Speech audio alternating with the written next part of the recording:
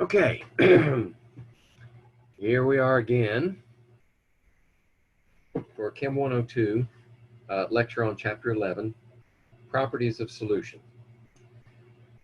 The reason I say again is I forgot to start the recording. So I've got to go back and redo the entire lecture over again. But since I've already gone through it once today, I should be able to shorten it and not digress as much. So it won't take you as long to view this as it was to sit through the class earlier today. And for those who've had my classes before, you know that failure to start the recording is one of my periodic faults. Okay, so what I'm going to do first is share the PowerPoint screen. Before I do that, hold on a second, stop share. Before I do that, I'm going to pause just for a second so I can make some changes in my computer. Bear with me. Okay, we're back, and I'm not sure if we'll find out pretty soon whether my change has been worth it. So let me share the PowerPoint. Okay, I'm going to go all the way back up to the top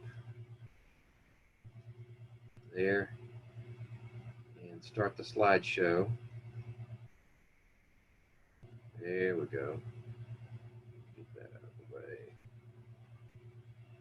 Okay. So here we have Chapter 11, Properties of Solutions. And yeah, I changed my cursor so that when I'm over a white background, it turns black. That may help you see it a little better. So, what is a solution? Remember, a solution from our first semester chemistry. A solution, another name for a solution is a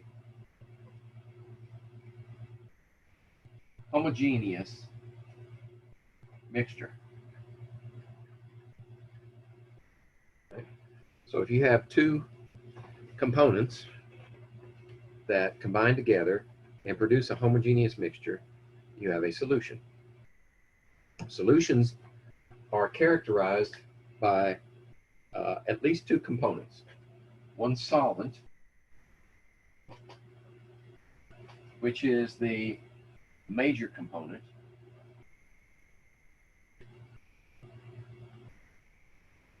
and a solute, which is the minor component.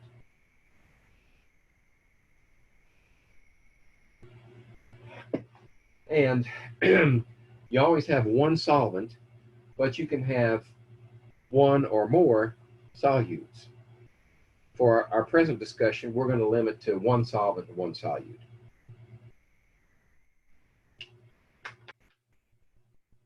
Okay. There are various types of combinations, phases that can be involved in the formation of a solution. One that we're most familiar with is one in which a solid dissolves in a liquid. So the solute is the solid, and our example here is seawater or sugar. So in seawater, which is actually a combination of many solutes in one solvent, water. But salt water then would be sodium chloride dissolved in water. So that's the solid dissolved in the liquid. Gives you a liquid as the solution here. And then sugar, of course, would be the solute, and the liquid, again, would be water.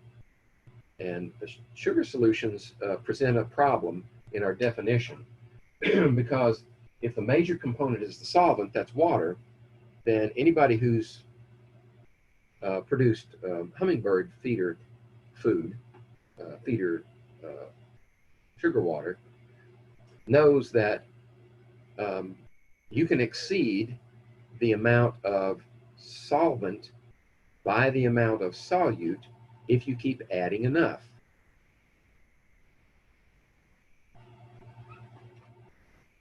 So to clarify that, to solve that problem, so to speak, the solvent is the major component when you start making the solution. Right?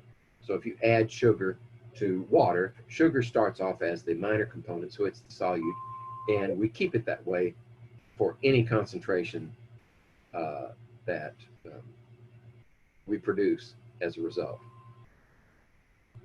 Okay, other types of solution. Let's go back to the top of the list. We can have two gases, right? Air and natural gas. Well, air is a solution of primarily nitrogen and oxygen with some other minor components. But remember that anytime you put two gases together, you always get a solution. There's no possibility of not dissolving one in the other. And that's primarily because there's lots of room between molecules and gases. So there's nothing impeding them from dissolving in one another. You could have a liquid and a liquid. So ethanol in water with some other components could produce anything from beer to wine to whiskey to crystal clear. Well, crystal clear is 100%, so it's technically not a solution.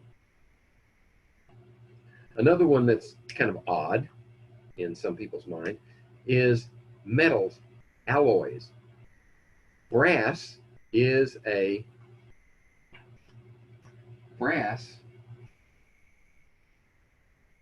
solution of primarily copper and nickel.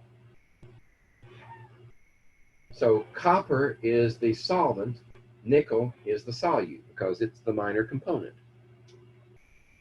And once you melt them, then you can mix them together. And when they solidify, you still have your solid solution. You can also dissolve gases in liquids. Any carbonated beverage is a solution of a gas in a liquid. And another type of solution that is difficult to accept sometimes is a gas dissolved in a solid. Hydrogen will dissolve in platinum. And in one example, platinum is a catalyst for hydrogenating vegetable oils. Everybody's heard of partially hydrogenated vegetable oil and the potential health risks from consuming large amounts of it. Well, the way they produce it is they take the unsaturated fat or oil and they combine it in a reactor with platinum and hydrogen gas. The hydrogen gas dissolves in the platinum and then becomes accessible to the platinum catalyst in terms of adding it to the oil. And in the first lecture, I went into detail that took up time, and I'm not going to do that here. But platinum can dissolve in, hydrogen can dissolve in platinum. Actually, in your catalytic converters in your car, the gases that come out of your engine dissolve in the solid catalyst that's in the converter and react. So there are different types of solutions, different combinations of phases. I'm going to make myself some more room up here because I think I'm going to need it.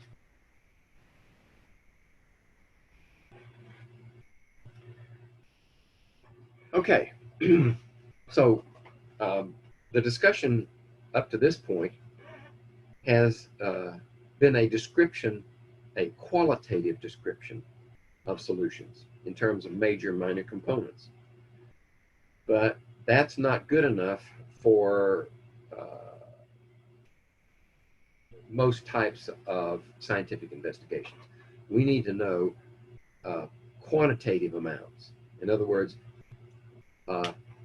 if the solute is the minor component, how minor is minor?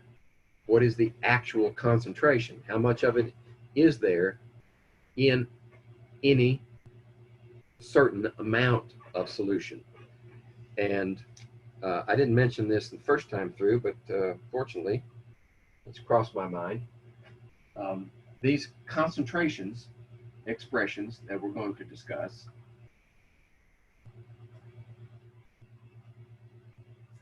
are intensity factors.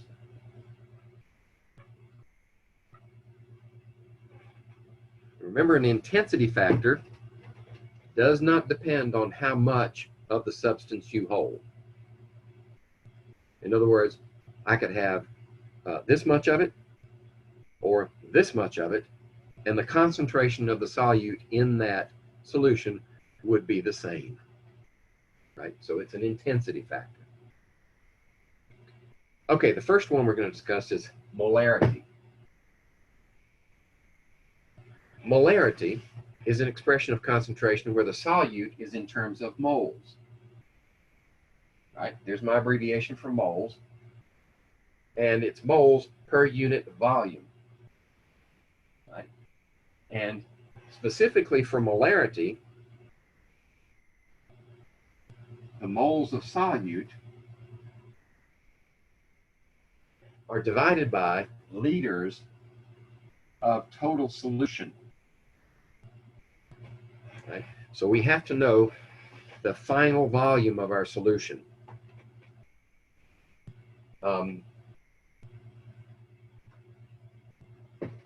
And if you add a certain amount of solute to a certain amount of solution, you would expect that the volume of the solute plus the volume of the solvent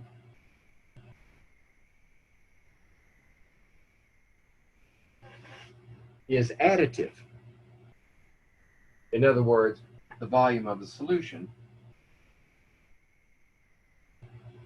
would simply be the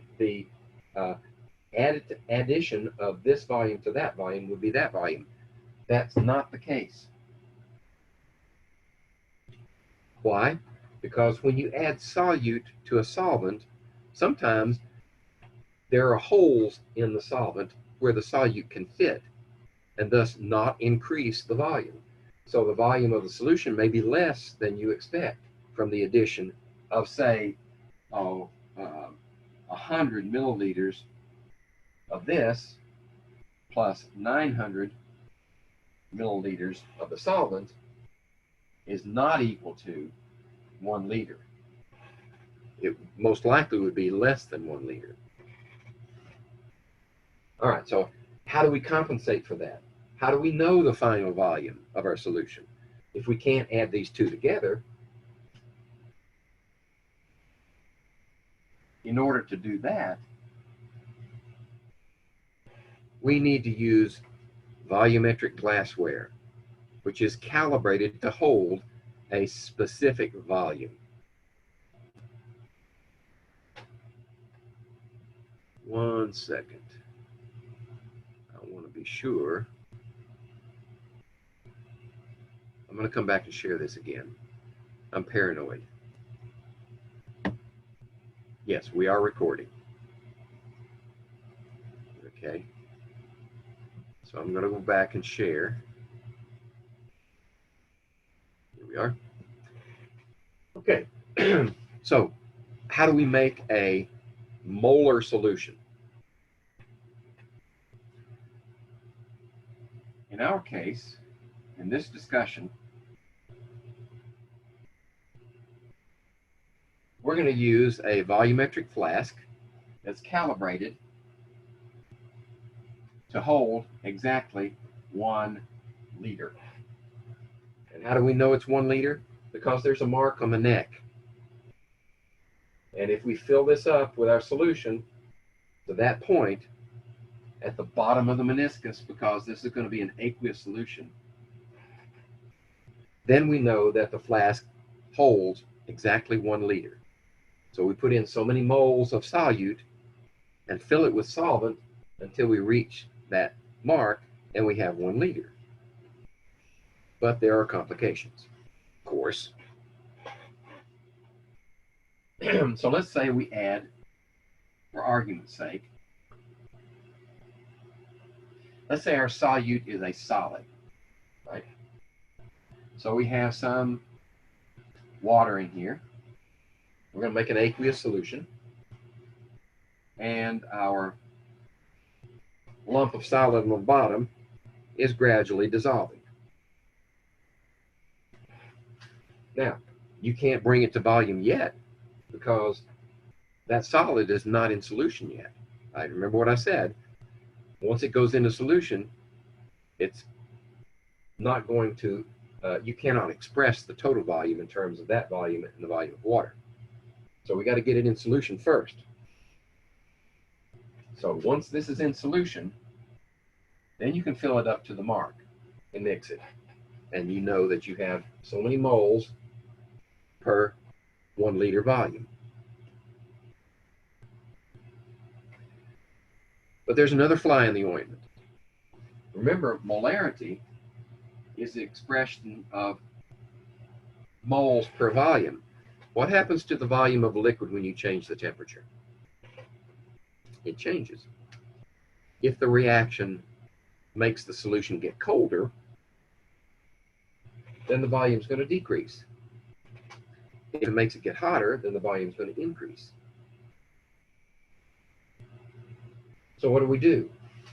Well, once you get it in a solution, you fill it up to somewhere in here, to that level, mix it up real good, and whether it feels warmer or cold, it doesn't matter, let it sit until it comes to room temperature. Because these flasks are calibrated usually for 20 degrees centigrade, right? 68 degrees Fahrenheit. Now, the lab might be 21, 22 degrees. That difference is not going to be significant. Right?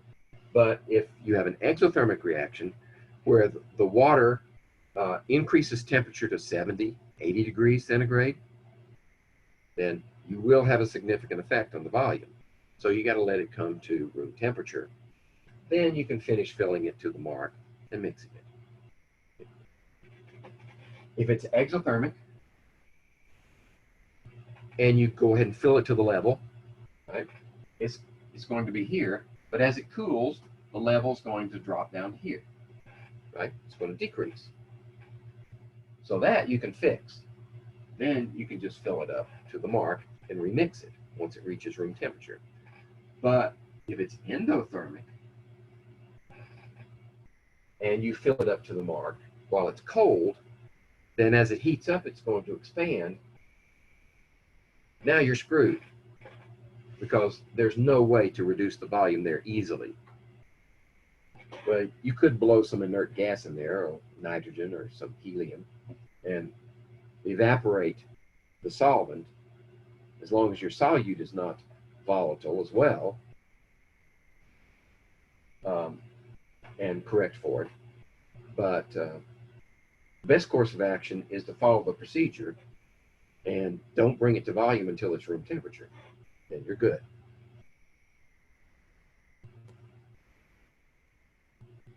All right, that's molarity. How about mass percent? Mass percent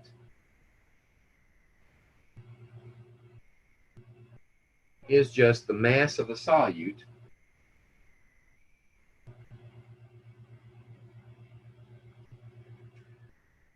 divided by the mass of the solution times 100. Okay? And the units of measure have to be the same, right? you can't divide mass by kilograms, by grams by kilograms. It won't work that way. It has to be the same mass. So if you have grams here, it better be grams here, right? Okay. So that's one way to express it. And the mass of the solution has to include the mass of both the solvent and the solute. So this is the mass of the solvent plus the mass of the solute. Okay? Now, what's wrong with percent? I've hammered this one before in first semester chemistry. Percent means parts per 100 parts. So what's parts? Parts is not a measure, right? Percent is a dimensionless number unless you say how it was derived. Why is it dimensionless? Well, look at this one. Grams in the numerator, grams in the denominator, they cancel. No units, right? So percent could be mass divided by mass, in this case. It could be mass divided by volume, or it could be volume divided by volume. Or for that matter, it could be volume divided by mass.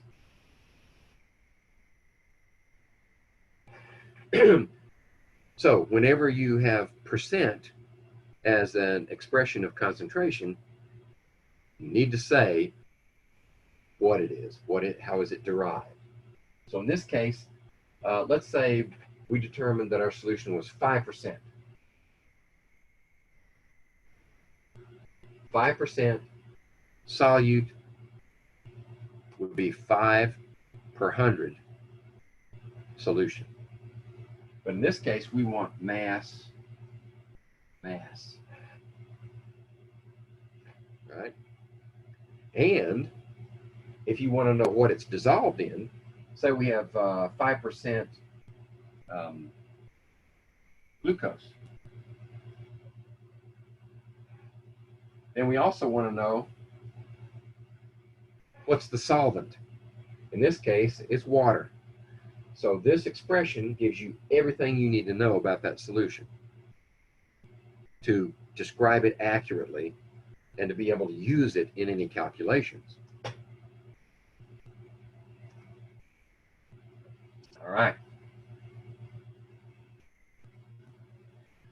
I think in the first go-round, I described concentration of alcohol in alcoholic beverages. They're usually listed as ABV, alcohol by volume. So in that case, it's volume. So a wine that's 15% alcohol by volume means volume. So this is the volume of ethanol, and this is the volume of solution, or the wine. Okay? What's next? Mole fraction. Mole fraction is very useful.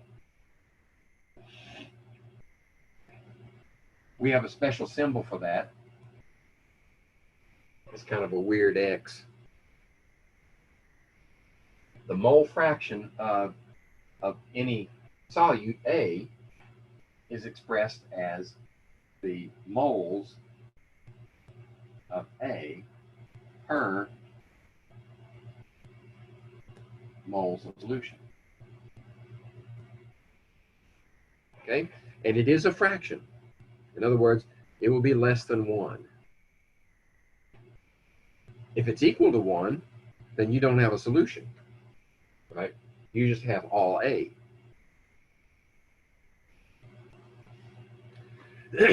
So when you're calculating this value, one of the most common mistakes is to include down here the moles of solvent and leave out the moles of the solute. If it's moles of solution, you have to have the moles of solute down here also. Right?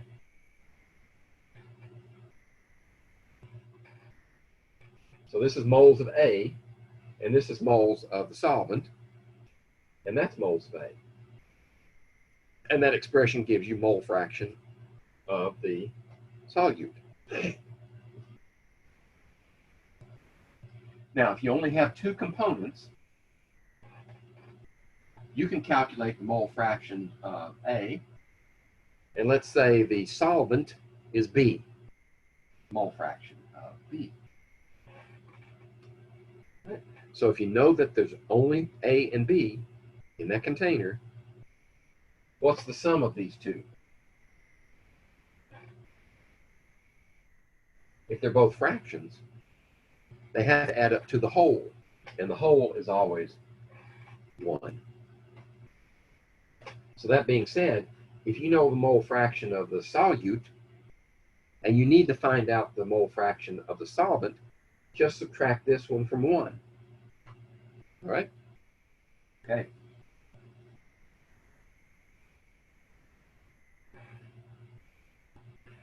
And the last one on our list is molality. Molality, little m. What is it equal to? Well, it's similar to molarity, but not quite. There are a couple of differences. You do have the moles of solute. That hasn't changed. But in the denominator, instead of volume, you have kilograms. And you not only have kilograms, but you don't have kilograms of solution, you have kilograms of solvent. So in this expression, solvent is by itself in the denominator as mass, rather than the total solution. And in the numerator, you still have moles of solute. Now, why did we choose that expression? Well, because it is similar to molarity, right? Molarity is moles of solute per liter of solution. And recognizing the differences between the two, there are similarities, and I think this is how they were derived. A kilogram of solvent, and in most cases, the solvent is going to be water.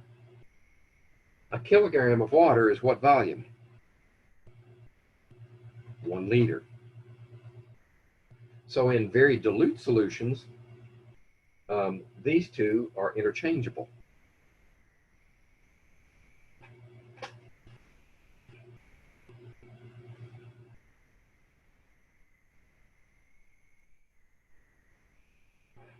Okay. So let's see. Here's molarity, and here's a sample problem. So with this 1 mole of sugar in 125 milliliters of solution, let's follow the formula. We've got moles of solvent, solute, or sugar, and our volume is 125 milliliters, but that's not liters. So how do we get liters from milliliters? Move the decimal 3 places to the left. There we go. Now, that should be 8. Do that one in my head. Okay, that's an 8 molar solution of sucrose, sugar.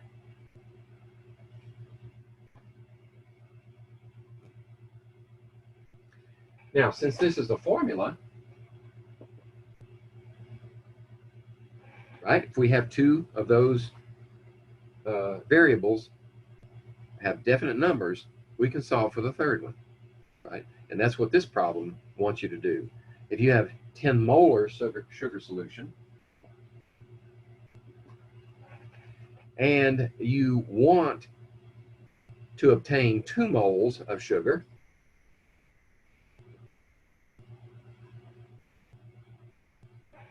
then you need to solve for the unknown, right?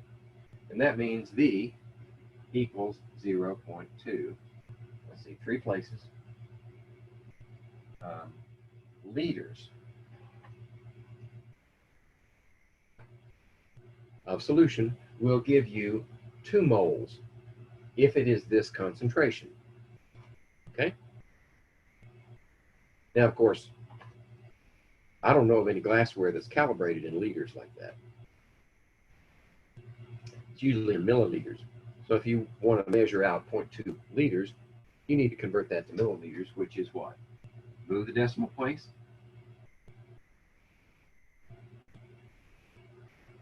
There you go. 200 milliliters. Okay.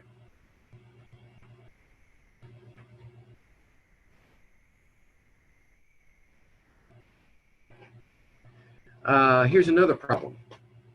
This just drives home the point that every compound that you put in solution will not give you the same molarity, or the same concentration of molarity. Why? Because in order to determine the moles of equal masses of the 2 different compounds, you have 2 different molar masses, right? So in this case, if we have sodium hydroxide and potassium chloride,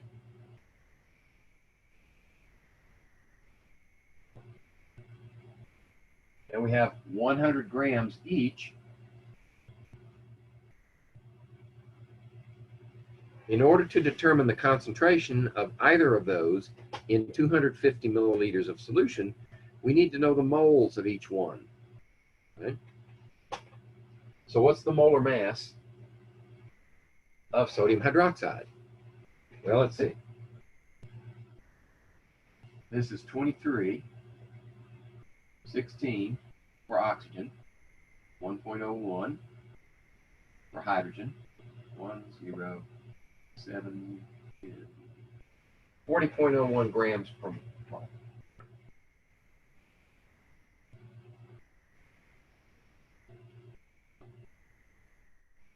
Okay, so how many moles is that? Well, let me see. I should be able to do that one in my head.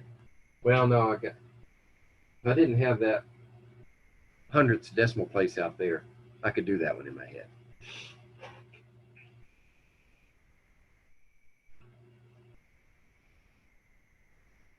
So it's going to be 2.499 moles of sodium hydroxide. How about potassium chloride? Well, potassium is 39.1, and chlorine is 35.45. So that's 5, 14, 74, 55. So this one is going to give us a different number of moles.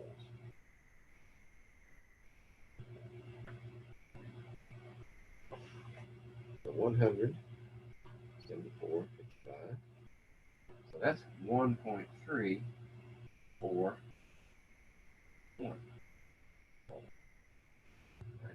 So they're going into the same volume. So which one has the higher concentration? Obviously this one, right?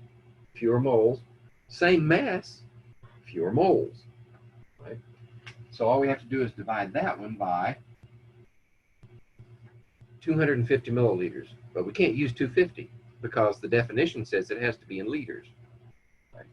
So it's 0.250 liters. And this one is 0.25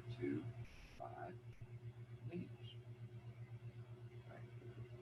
So what's the concentration of that one? Well, let's divide it.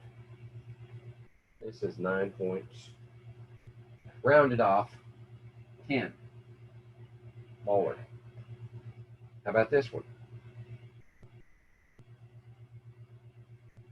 5.37 mole, right? So there we have 10 molar for the same mass. That just drives home the point that you have to know the number of moles. And the only way that you could have the same number of moles with the same mass is if their molar masses were equal. So if you had a compound down here that was the same molar mass as sodium hydroxide, then their concentrations would be equal in molarity.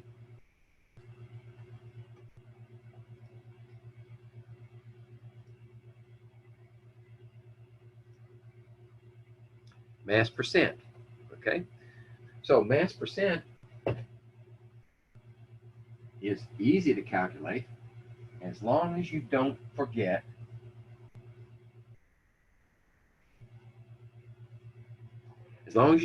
to put the mass of the solute in the denominator along with the solvent. So 5.5 grams in the numerator, but you have to have it in the denominator as well, along with 78.2 grams times 100. Okay? And that's 6.6%.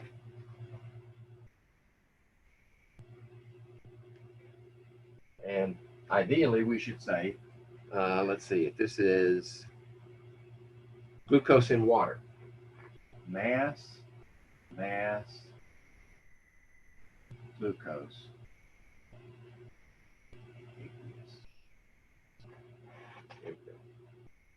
That's the proper way. Okay, mole fraction. If you want to calculate mole fraction, I put this one so that I wouldn't have to go put it on the whiteboard. This one problem says you want to dissolve 8 grams of phosphoric acid, right? There's your acid hydrogens. In 100 milliliters of water, what's the mole fraction of the solute? And we assume the water density is 1 gram per mil. Why do we do that? Because you can't convert milliliters of water to moles. Molar mass won't allow that. You need to know what's the mass of 100 milliliters of water. So we're going to assume that the density of water is 1 gram per mole. That means if we have 100 milliliters of water, we have 100 grams of water. 100 grams of water divided by 18.02, since this is the molar mass, gives us 5.594 moles of water. Right? So how many moles of the solute do you have? Well, we need to calculate what's the molar mass of H3PO4. Right? H3PO4. Everybody remembers how to do that. 3 times 1.01 for hydrogen. Phosphorus is 30.97, one of those. And 4 oxygens, 16, right? So that gives us a total of 98 grams per mole. So that's what we use in this expression to determine the moles of phosphoric acid.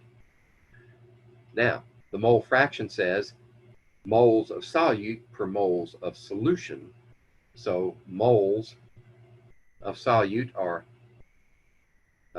8 times 10 to the minus 2, and then 8 times 10 to the minus 2 plus 5.594 in the denominator. Resolve that fraction, and you get 0.0145 as the mole fraction of phosphoric acid. What's the mole fraction of water? 1 minus 0.0145, right? So that would be 5, 8, 9.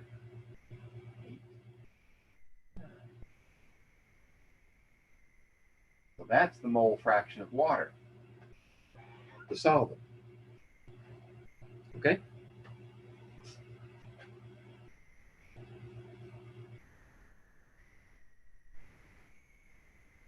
All right, moving along.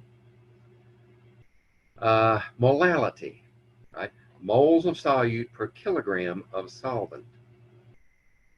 So if we do a similar calculation for phosphoric acid,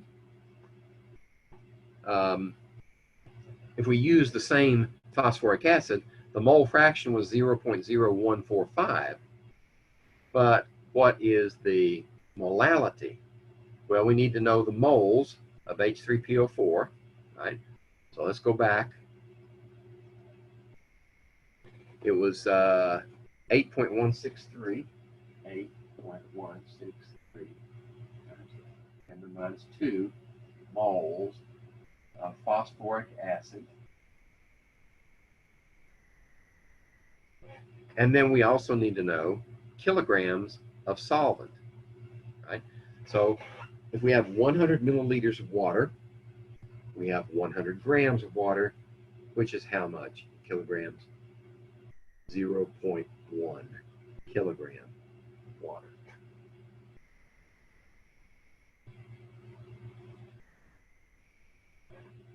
Okay? So dividing that into that tells me that it's 8.1633 times 10 to the minus 1 molal, or in standard notation, move the decimal place, 0.816. And let's see, 3 places, that's all we can have. Molal. Okay?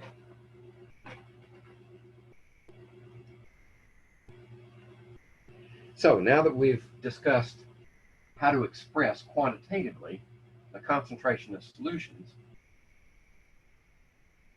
let's talk about it theoretically. What is required? What is required to make a solution? Well, solutions either happen or they don't happen. That's the reality in nature. What we're trying to do is explain, best we can, what's going on at the microscopic level. So, 3 things have to happen for a solution to form. One is we have to separate solute molecules. Right? We've got to pull them apart, right? Because they are interacting. We learned in chapter 10 that there are intermolecular forces involved in holding that solute together. So we have to add energy in order to break those things apart. And that energy is quantifiable, right? A certain amount of heat is required to break those bonds, right?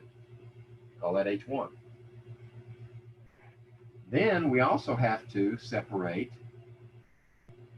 solvent molecules.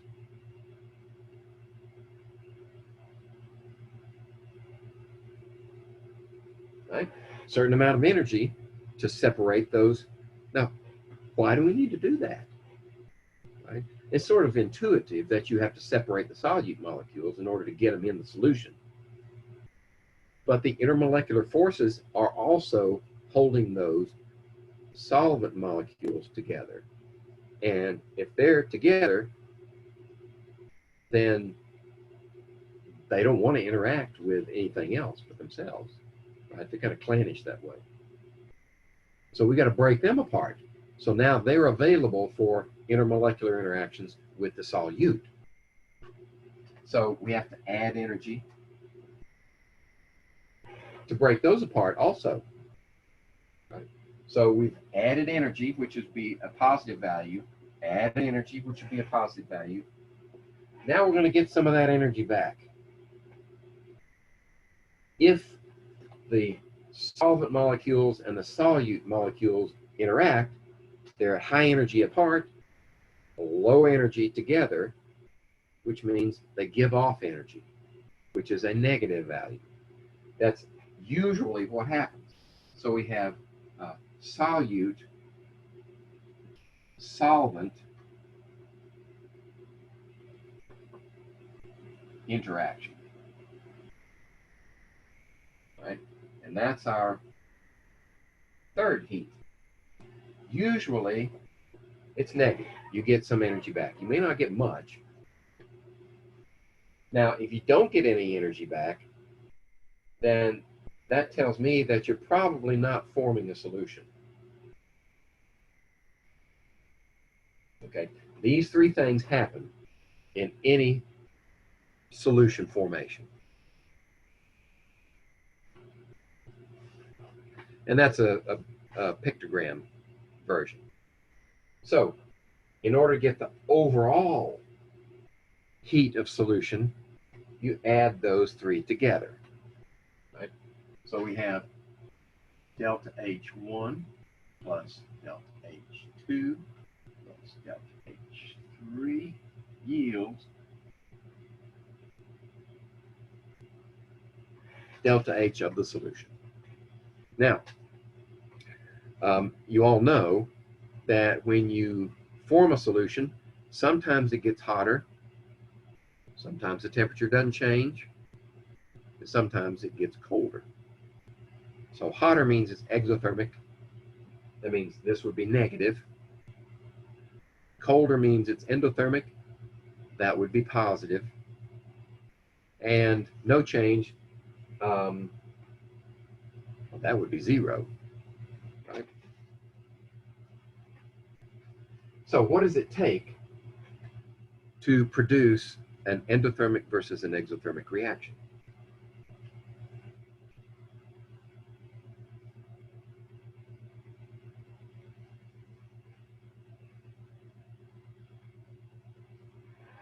It's simply the sign as a result of the addition of these three components.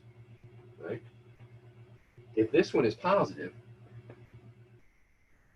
and this one is positive, and this one is usually negative, right? For argument's sake, we'll say 99.9% of the time that's negative. Then what would make this one negative? Exothermic.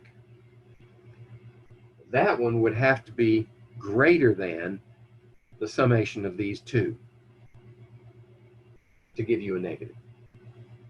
If this one is less than the summation of those two, then these would be, the positives would dominate, mathematically speaking, and you would have an endothermic reaction, right? So that just means you had to put more energy in than you got back, right? That's endothermic. Whereas if you put some energy in and you got more back, that's exothermic. Okay. That's what all of this is about. These slides are the same. This is a graphical representation of what happens. So on this side, you add energy in, 1 and 2, and you get a whole lot back, which means it's exothermic, because this difference is negative. Right?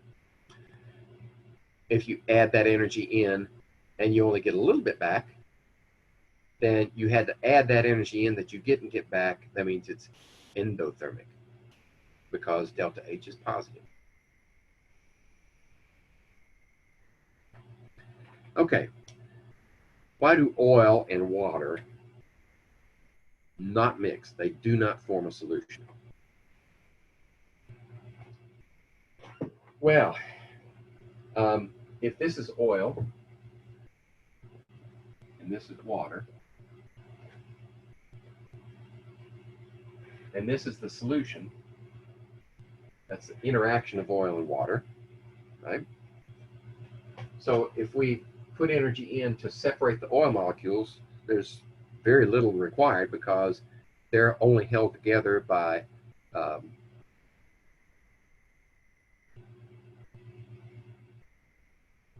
mind's gone blank again.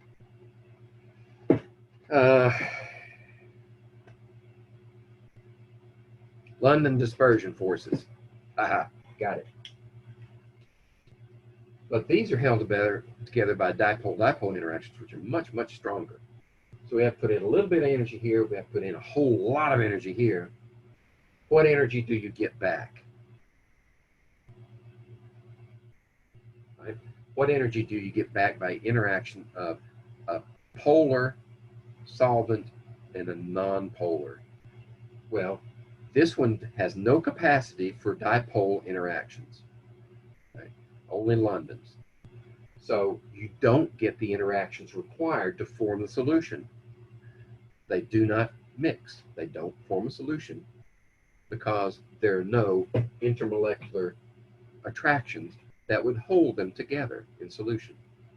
So the forces required to hold them together like this and like that are much stronger than the energy that you would get back by forming solution. So you don't form a solution between these two. This table describes the input for the solute, input for the solvent, and return from the solution, and the consequences, the delta H of solution, and what's the outcome. As a general rule, it doesn't matter how much energy required that you put in to break apart the solvent and the solute. It's what you get back in comparison that matters. So even if you have to put a lot of energy in, if you get a lot back, then the solution forms. And the delta H is actually very small. That's relative terms, though, because we know that some solutions that form give off a lot of heat. Right? They're very exothermic.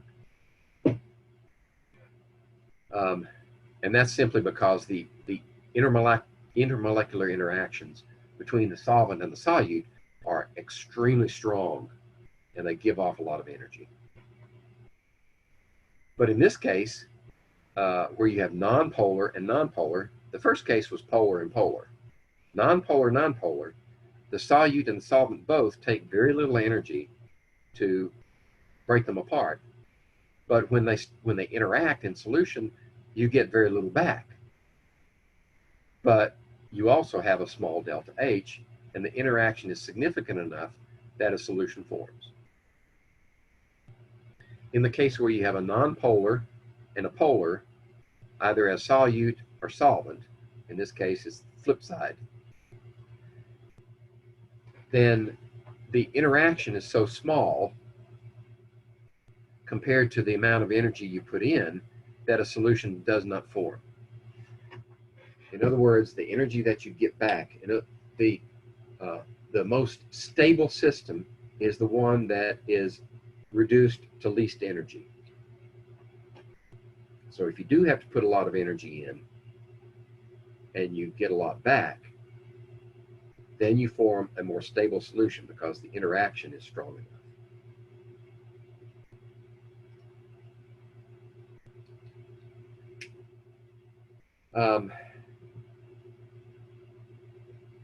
Another way to think of the formation of solution is what's the probability? And this gets kind of mathematical, right? Because probability is just, that's math. But if the probability of formation of a particular state is very high, then the solution will form. And we'll have to hold off on that further discussion until we get to the later in the course, I think. Hold on a second. Let me check my memory.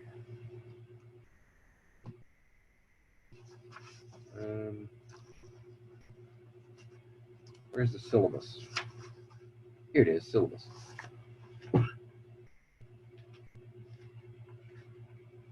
We'll look at what we're going to cover. Refresh my memory. Yes, we do. Chapter 17, we are going to introduce the concept of entropy, which relies heavily upon probability. So keep this one in the back of your mind right here. And probability will come up again in chapter 17. Processes that require large amounts of energy input tend not to occur because that raises the system to a more unstable state.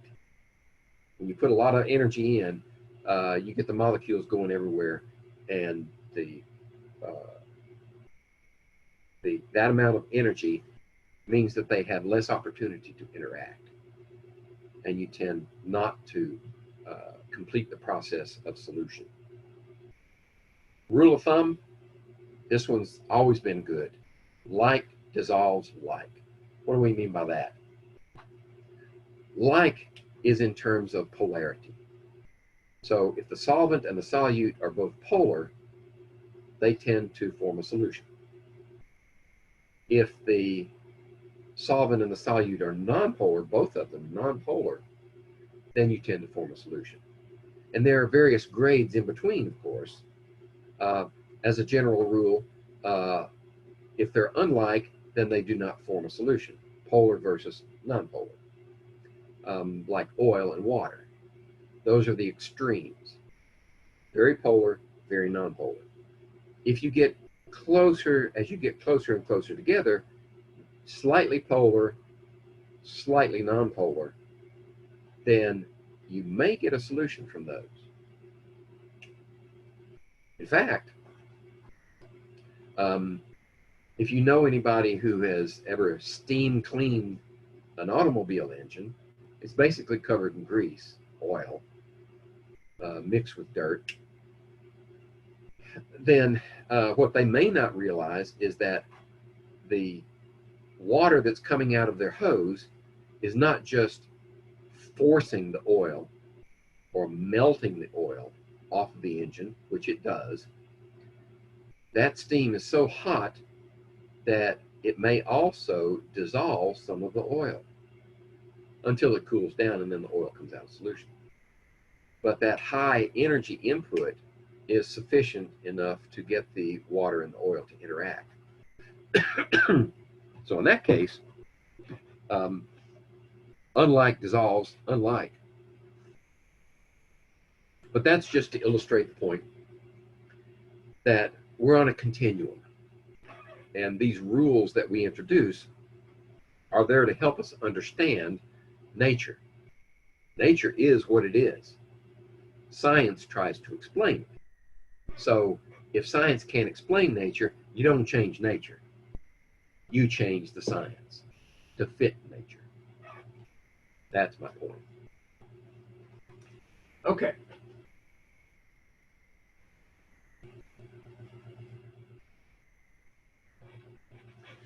So, what are some of the factors that affect solubility?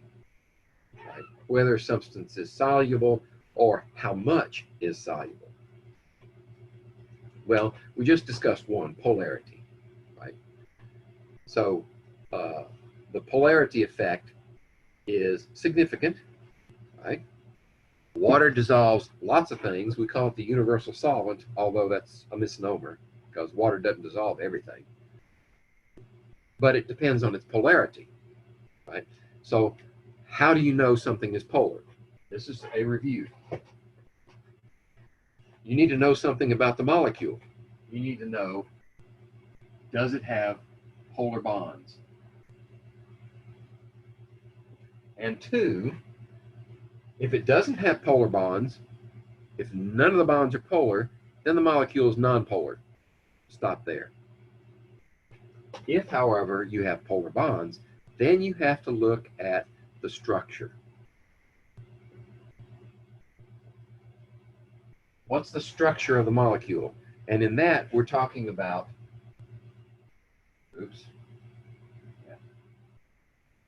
we're talking about symmetry. Right? So a molecule that has polar bonds may be nonpolar. For instance, carbon tetrachloride. Carbon tetrachloride, 4 chlorides. There's 1, 2, 3, and there's one in the back.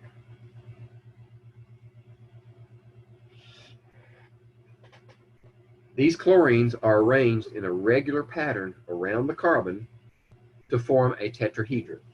So each chlorine is located at the points, the apexes of a tetrahedron, which means that they're all pulling equally.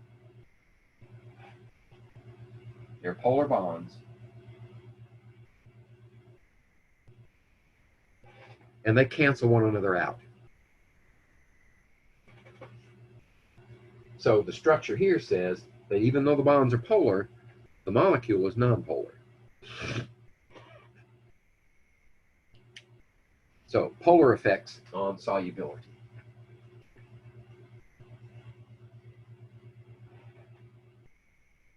Another effect on solubility is pressure, and this refers to gases. So how soluble is a gas in a solvent, like water? If you increase the pressure,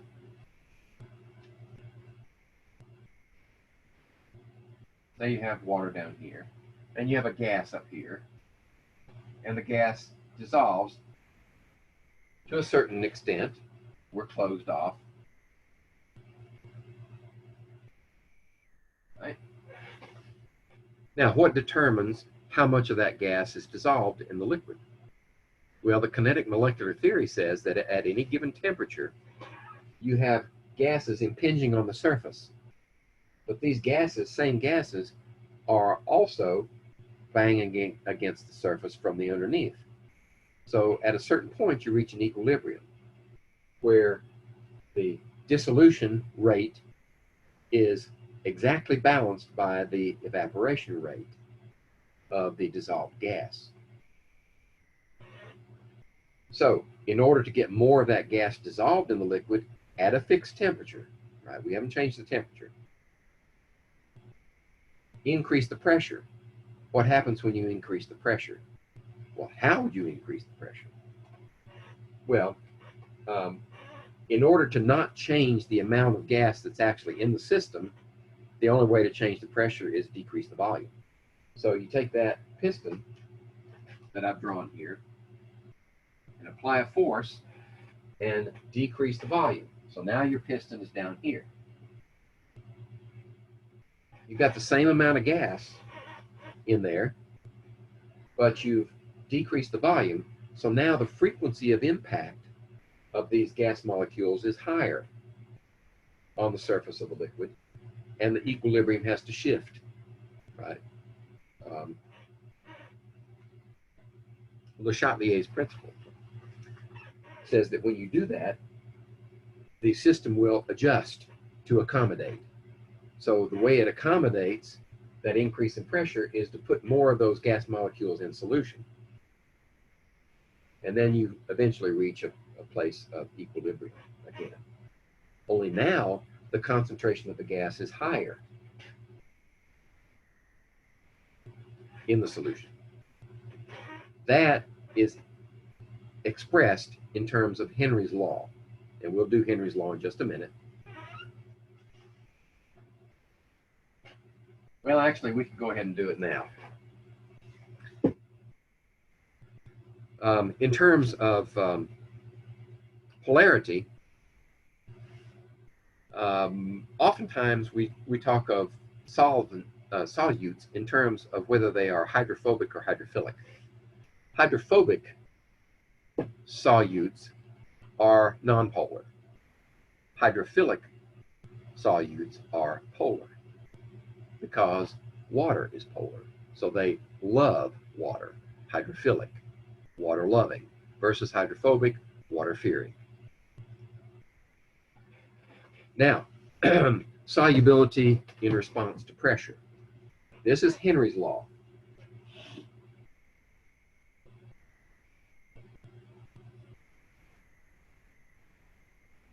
The concentration of the gas in solution is proportional to its partial pressure.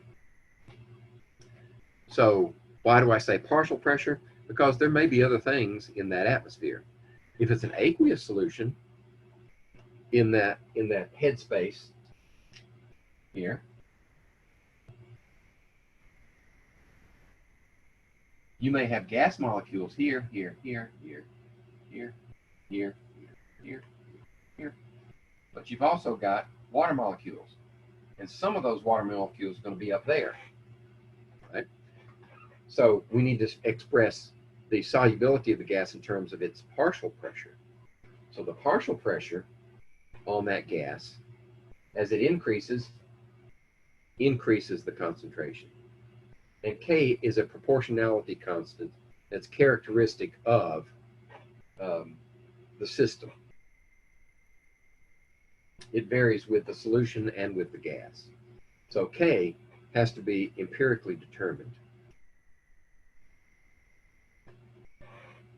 Okay, what if we don't want to determine K?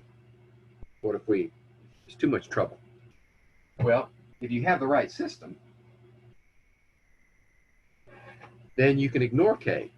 Remember our gas laws? The gas law was written with a proportionality constant, right? Boyle's law, Charles' law, Avogadro's law. But if we have a system where we know the conditions before and after, then we can do away with the constant, right? Because if we solve this for constant, that's equal concentration divided by pressure, right? Now, under initial conditions, it may be that. Under final conditions, it may be that. Well, if they're both equal to K, that means they're equal to each other.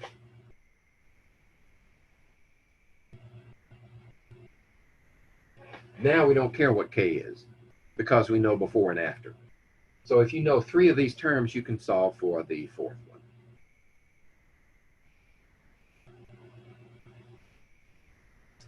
That's Henry's law.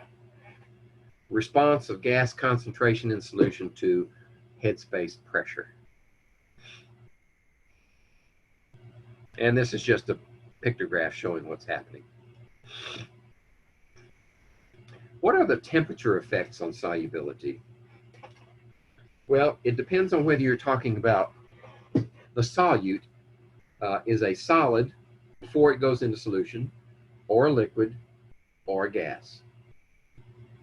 Okay? So for most solids and liquids, solubility increases with temperature. How much does it increase? Can we quantify that? No. It has to be empirically determined. We cannot theoretically quantify the response of solubility of the solute in a given solvent with a change in temperature. It's very specific to the system. So that has to be determined empirically, and it's listed page after page after page in reference manuals. Solubility of gas, however, it typically decreases with an increase in temperature. So liquids and solids, temperature tends to increase their solubility with a few exceptions. And with gases, the solubility tends to decrease with increase in temperature. Right? Here's an expression of that. Oh, by way of illustration, what do you see when you're boiling water on the stove? Right? So you've got your heat here, you've got water here, and you gradually heat up the water. What do you see first? Well, if you stand there and watch it long enough, you start to see little bubbles right here, right along the hottest part of the container. What are those bubbles? That's not steam. That's not water converting to gas. That's dissolved gases coming out of solution because they're getting hotter. And since the solubility is lower as you increase the temperature, then you start to get these gases dissolved in the water come out of solution first. So that step happens first. Then when you reach high enough temperature, your water boils. Now, here's solubility of solids in water. And notice the expression of solubility here is in terms of grams of solute per 100 grams of water. That's typically what you'll see in any reference manual.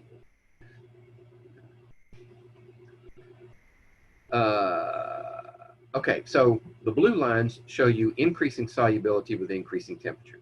Sugar goes way up with temperature. Potassium nitrate goes way up with temperature. Sodium nitrate, not so much.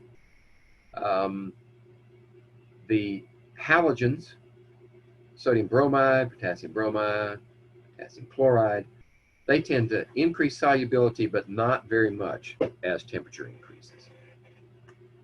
I accidentally clicked that. Go back. Here we go. Here are two examples: sodium sulfate dissolved in water and cerium sulfate dissolved in water. Their solubility decreases as temperature increases.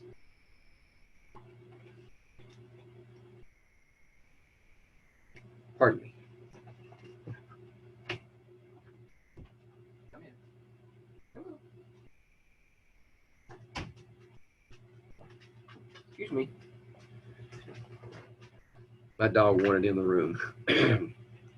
And puppy gets what puppy wants. There you go. Okay. And this difference in solubility, the dependence on temperature, has to be also empirically determined. You can't just look at the formula and say, oh, that one's going to decrease solubility with temperature. No, it doesn't work that way. Our theory is not well enough developed to predict whether solubility increases or decreases with temperature. Here's solubility of gases. Notice that all of these examples decrease solubility. In methane, there's oxygen, nitrogen, which together make up air that we breathe, carbon monoxide, right? Helium. Notice that methane is extremely soluble by comparison, but still decreases solubility with temperature. So does oxygen, carbon monoxide. But notice that helium wasn't very soluble to begin with. And its solubility decreases with temperature, but it wasn't high to start with. We take advantage of that when we need a solution that has no gas in it. So how do you get rid of gas from a solution? Well, one way is to heat it, right? Drive off all the gas, and then as it cools, be sure that you isolate it from the atmosphere. In other words, put it under a vacuum so that no more gas can dissolve. Or you can just put it under a vacuum and let it sit for however long it takes. And how do you know when it's finished? Well, just watch it under a vacuum and you see bubbles coming out of it. Now, of course, if your liquid is extremely volatile at low pressure, then that's not a good solution, right? Because if you do that under a vacuum long enough, all your gas is gone. I mean, all of your solvent is evaporated. So that only works for very, very low volatility solvents. Another way to drive off the gases from your solution is by competition. So if we bubble helium through our liquid, it will compete for those holes with the other gases and drive them away. Okay, so then you only have helium in solution and you have very little of it in solution.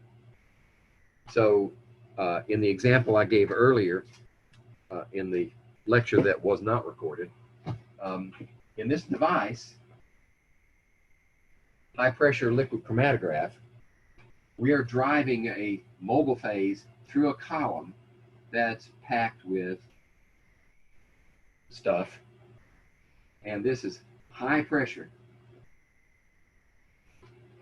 That means whatever gas is there is virtually all dissolved in that liquid. When it comes out over here, it instantly decreases to 1 atmosphere. So any gas that's dissolved in it comes out of solution. Well, if you don't have much gas in there to begin with, that's good, right? If you have a lot of gas, atmospheric gas in that solution on this end, it's going to play havoc with your detector, because there's a detector down here in this instrument, and it's looking for changes. Various types of changes depending on the detector. But invariably, if you have gases coming out of solution at this 1 atmosphere, your detector will not function properly. In fact, it may even be damaged. So how do we do that? We take our mobile phase and we introduce helium to it, and it drives off all the other gases, right? That's called sparging.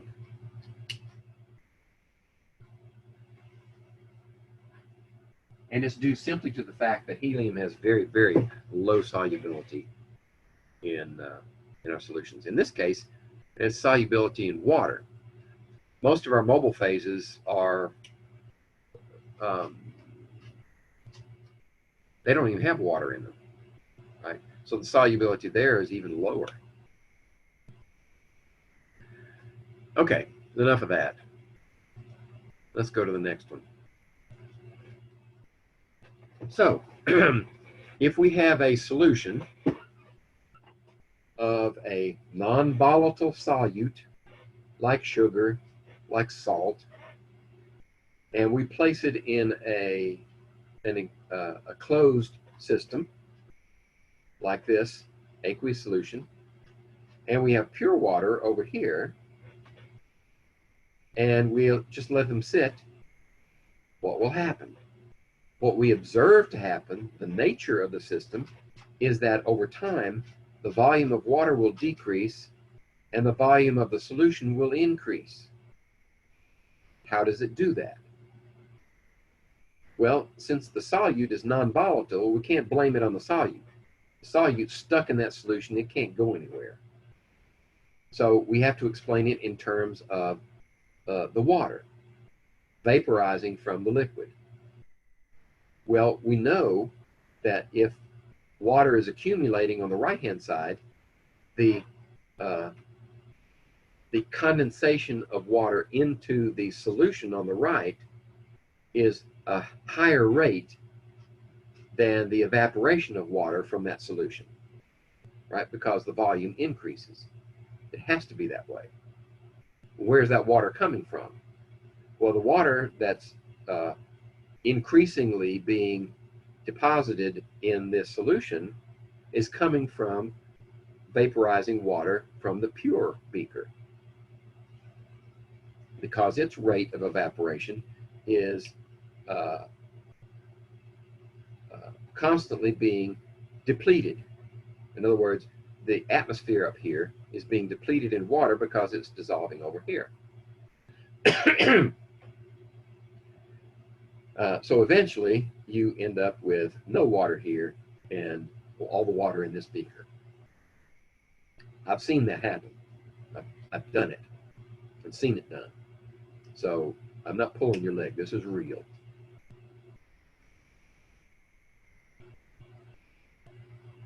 At the boiling point of a pure liquid, a dynamic equilibrium is established between molecules in the liquid phase and molecules in the vapor phase. Some molecules at the surface of the liquid have enough energy to leave the surface and enter the vapor phase. Some molecules in the vapor phase collide with the surface. At equilibrium, the number of molecules leaving the surface is balanced by the number of vapor molecules that return to the liquid phase. So this equilibrium situation is different for each temperature, And you'll get more vaporization as the temperature increases because the kinetic energy of the molecules in the liquid is increased as the temperature increases, is increased to the point that we can break those intermolecular bonds. And when we do that, these the liquid molecules are available to be vaporized. They enter the vapor phase. And as we increase the temperature, more and more of that can happen. So the vapor pressure in a closed system above the liquid, in the headspace that is, will gradually increase as we increase the temperature.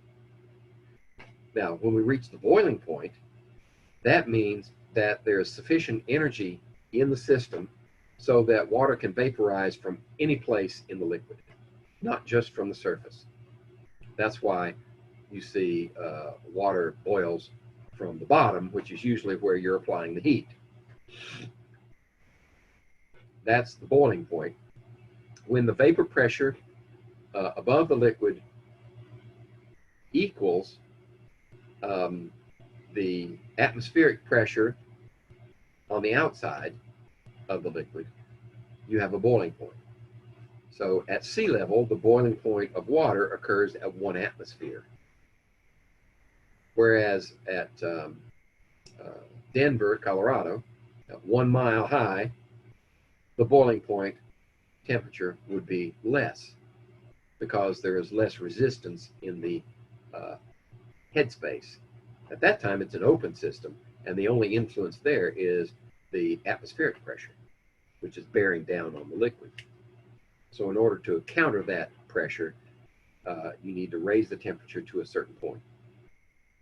And the boiling point at higher elevation is less because there is less opposing pressure at the surface.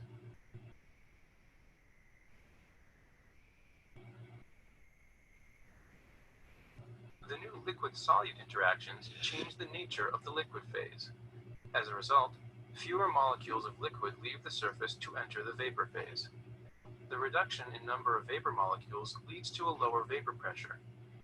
A new dynamic equilibrium is established for the solution at a vapor pressure lower than that of the pure liquid. Okay, so here's a thought. From an empirical standpoint, what have we done to that equilibrium system with the pure liquid? We have disturbed it. We have disturbed the equilibrium, as Le Chatelier would say, by adding solute molecules to the liquid. And what is its response? Its response is to decrease the vapor pressure. Now, at the molecular level, what's happening? Well, these additional non-volatile molecules here are interacting with the liquid, and their intermolecular forces are reducing the drive, so to speak, for these molecules to escape into the vapor phase. They are impeding its escape. That's one way of looking at it. The other way of looking at it is that these molecules are occupying spaces at the surface of the liquid. Therefore, there are fewer liquid molecules at the surface. Therefore, their rate of evaporation decreases. Both of those are actually happening at the same time. The frequency of impacts, or the frequency of leaving the solution, in addition to the interaction, the impeding interaction of the liquid molecules with the solute. Okay, how do we express that mathematically? We use Raoult's law. See if I can spell that.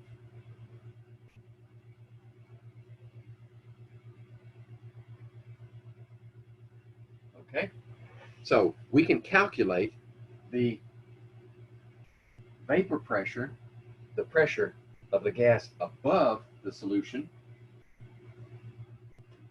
if we know two things. If we know the partial pressure of the solvent in its pure form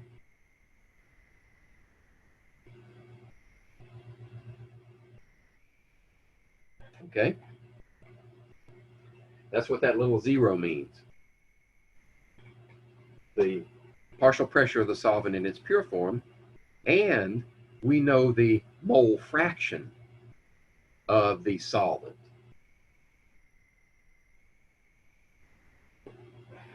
Okay?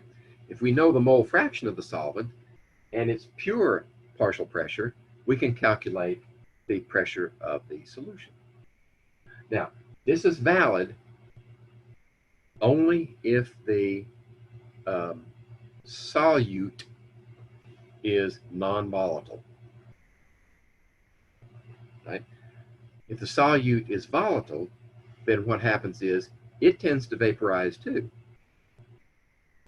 And then the mole fraction is not fixed. So this expression as is gives you the way to determine the partial pressure of the solution, and it's an equation. So if you know two of them, you can calculate the third. And in fact, one way that this expression is used in a practical sense is to actually solve for a mole fraction.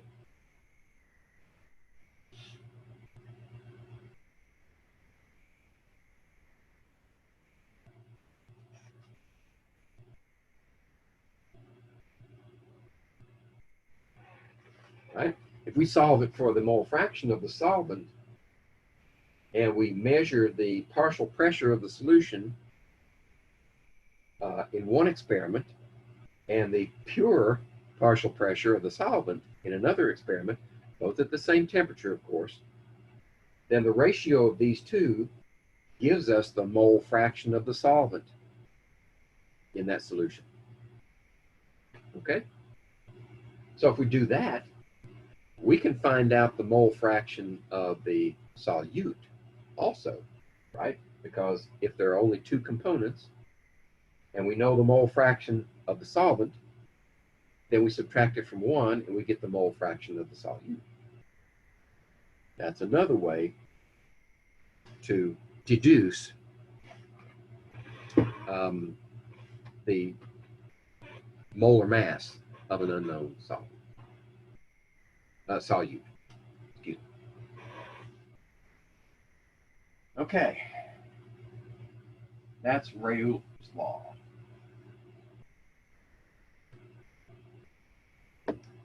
Let's see, where's my... There it is. Okay, so how does that look under ideal conditions? Ideal condition says that if we are measuring from 0 mole fraction solvent, which would be the pure solute, to mole fraction of 1 for the solvent, which would be pure solvent, between those 2 points, we should have a straight line if we plot the mole fraction of the solvent against the partial pressure of the solution.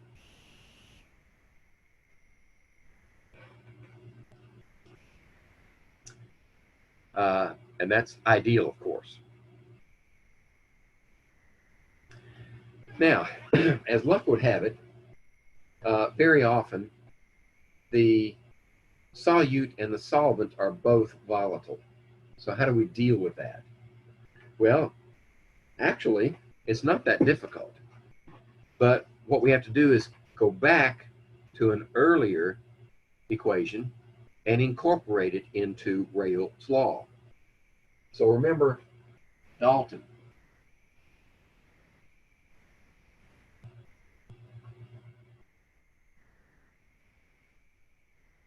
Law of partial pressures. What does it say? The total of the pressures of any combination of gases is equal to the sum of their partial pressures. Okay? So the partial pressure of A and the partial pressure of B in that headspace above the solution is a total amount, but it's also the combination of the pressure from A, in this case we would say the solute, and B, the solvent.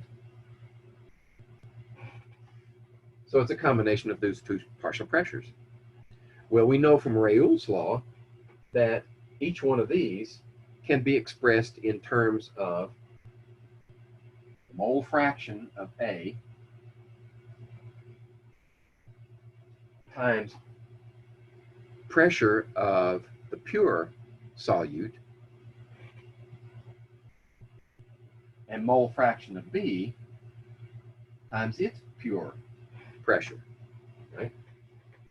So we've still got total pressure in terms of Raoult's law, right? We just substituted it for each one.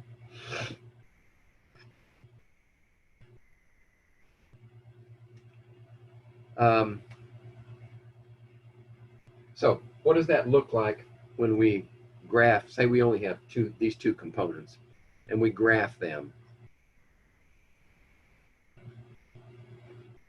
So the way to look at this graph, let's look at this first one. From left to right, the mole fraction of A is increasing. So if the mole fraction of A is increasing, what happens to the mole fraction of B? Well, they both have to add up to 1. So if one's increasing, the other one has to decrease because they both have to add to 1. So as you go from left to right, the mole fraction of A is increasing, so the partial pressure of A is also increasing. From where there's no A to where there's only A, that's an ideal straight line curve. And the partial pressure, the mole fraction of B, the solvent, is increasing from right to left or decreasing from left to right. So as the mole fraction of B decreases from left to right, we get a decreasing partial pressure of B. And if it's behaving ideally, we get a straight line. So the total, according to Dalton, is the summation of this pressure and that pressure, which is this pressure. And you can do that for all combinations. So this line is the vapor pressure of the solution under these various mole fraction combinations. And if it's a straight line, that means the solution is behaving ideally, and A and B are behaving independently. There's no interaction between the two. Okay? That, generally speaking, when we say ideal behavior, is there's no interaction, right? Okay. So what if there is interaction? What type of interaction could you have? Well, you could have a very weak solute-solvent interaction.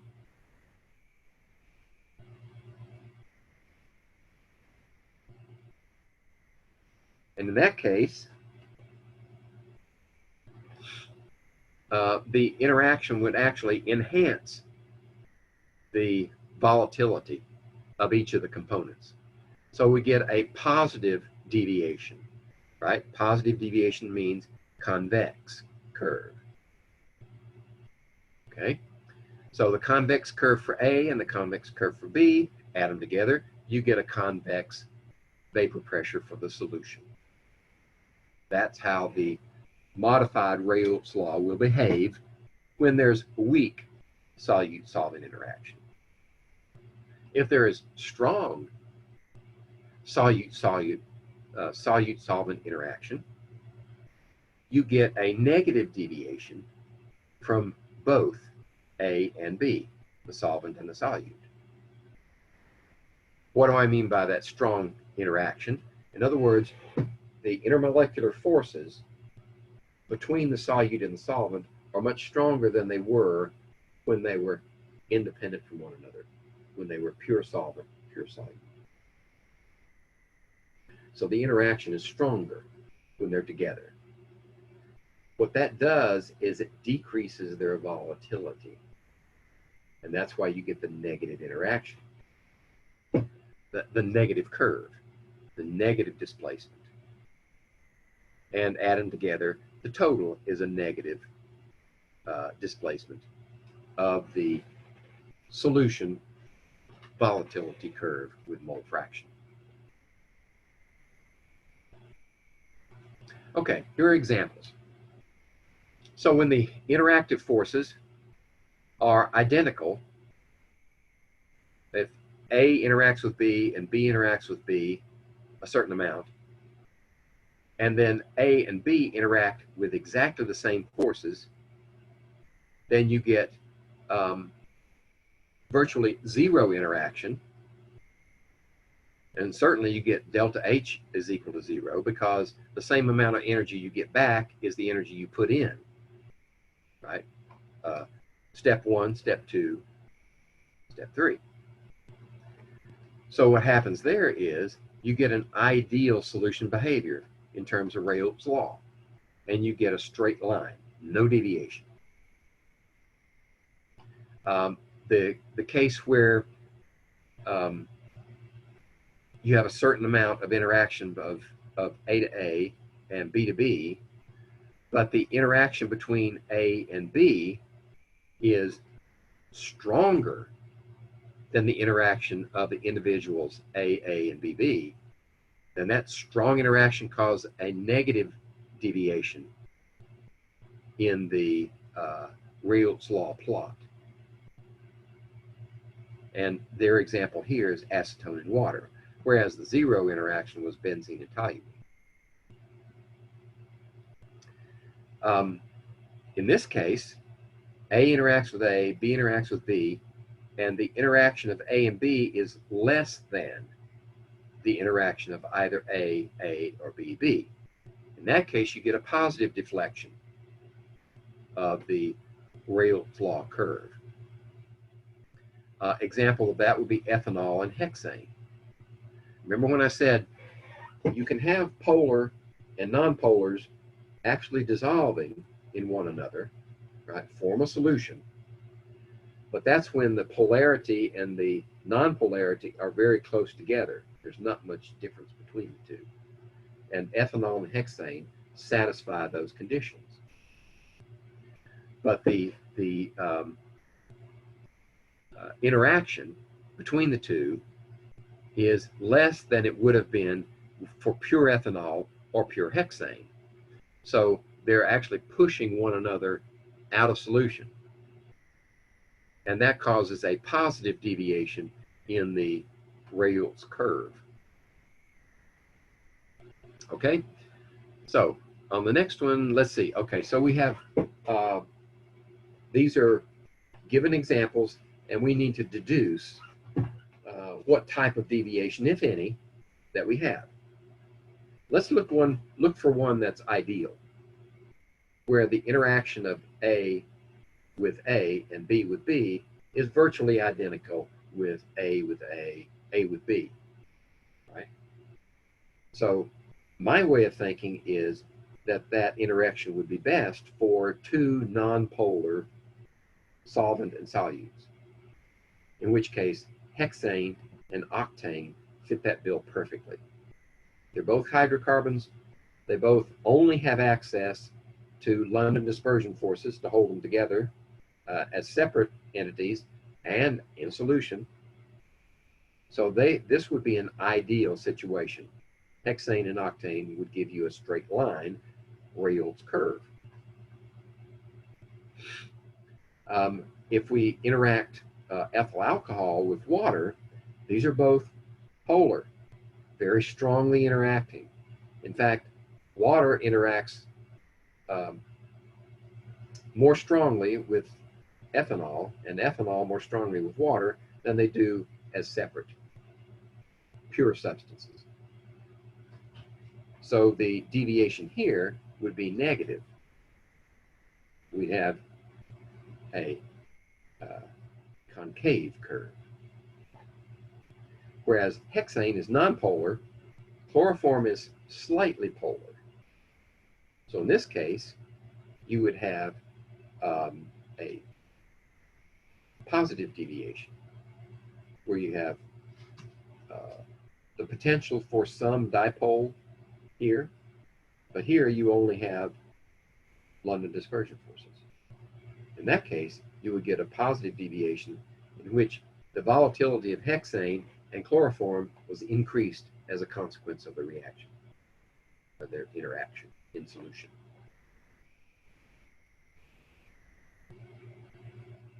Now let's talk about colligative properties. What is a colligative property? Oops. It was drying out on me. Let's try this one.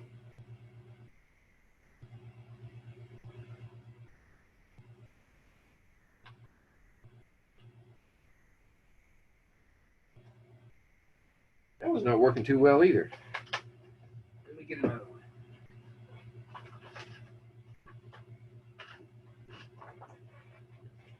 Throw that one away so I don't use it again. Okay. A colligative property. Colligative properties are descriptions of solutions. And these properties are such that they do not depend on the chemical nature of the solute. So when we make our solution, we can determine the colligative property based not on was it salt, was it sucrose, was it something else going into solution, only how many moles of that solute went into solution. And we can derive the colligative expression for that property in terms of how much of the solute there is, doesn't matter what it is. That's a colligative property. Okay, we're going to discuss three of them here.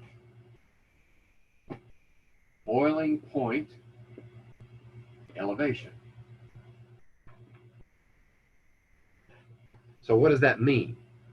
Well, boiling point of a pure substance is a given number.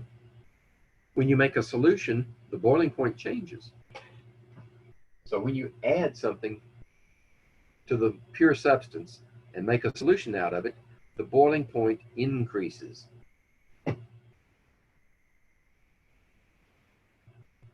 So if we have a final temperature that's higher than the initial temperature, that means delta T is positive, which is good. We don't want any signs in delta T. And it's related to the concentration of the solute in the solution.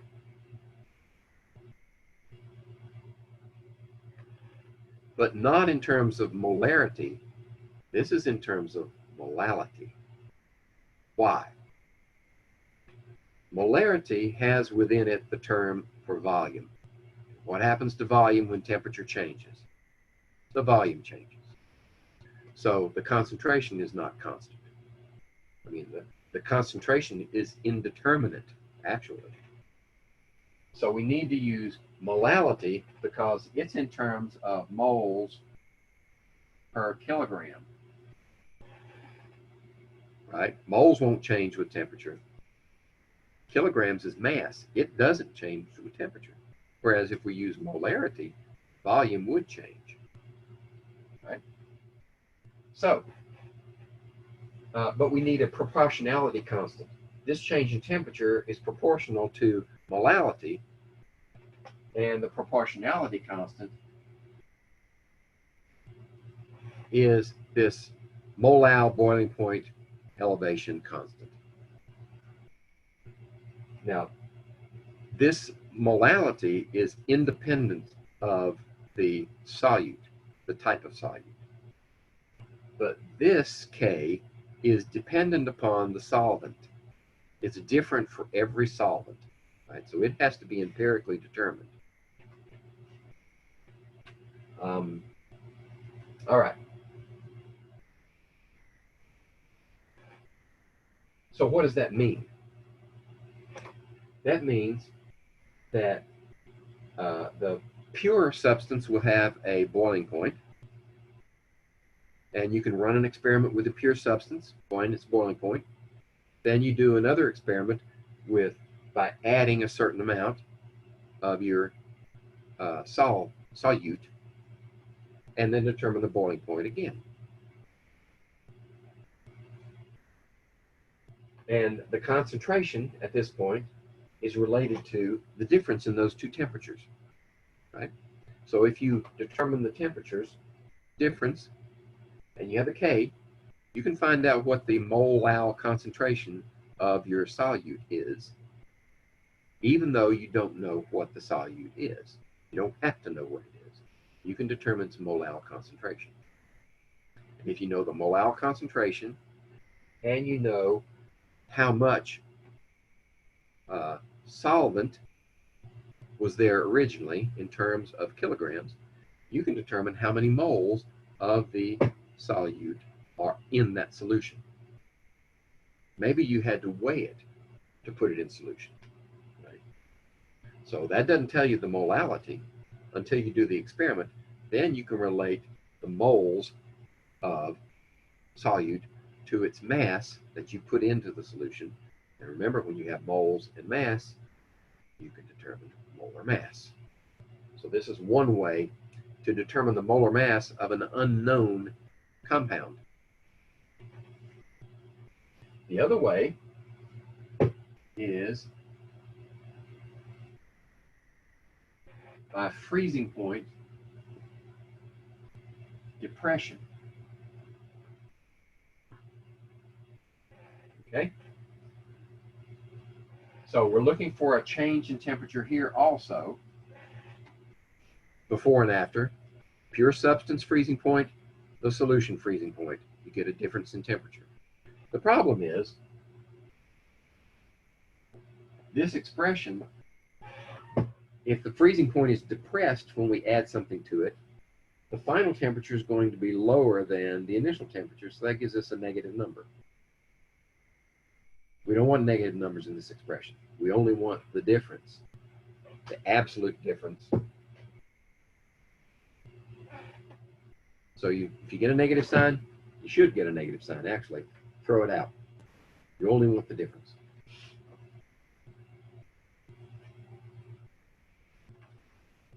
So this in terms of mole concentration also.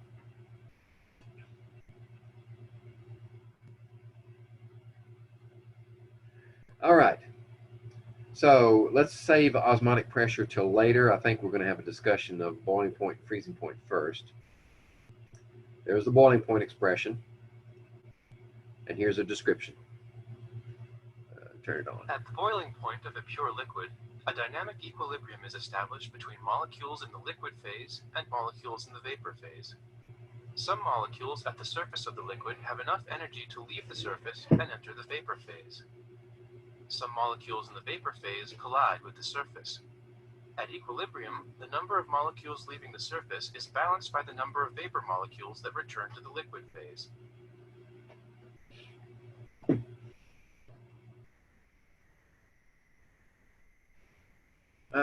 Okay, so we're going to pause for a second. Let's see. Let me stop the share so I can pause the video. All right, I'm back. So let me go back to my share. All right, so that explains the boiling point of a pure substance, a pure solvent, in terms of supplying enough energy to break those intermolecular bonds throughout the liquid, and gives you a boiling point. So next,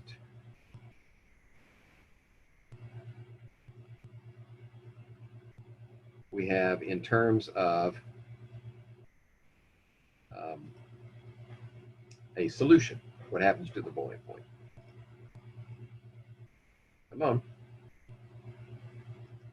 Reactions change the nature of the liquid phase. The solution will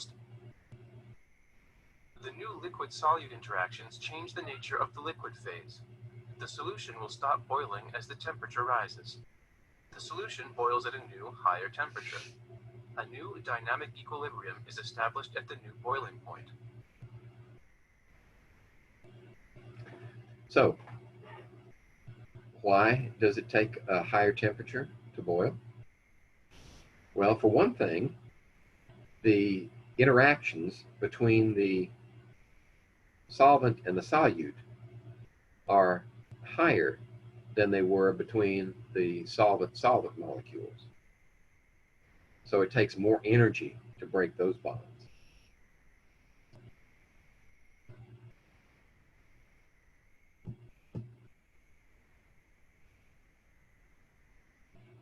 Freezing point depression, I just described that one, right? So there's your formula. And this is the formula you'll be using in lab number 1 when you determine the molar mass of benzoic acid by using this colligative property, freezing point depression.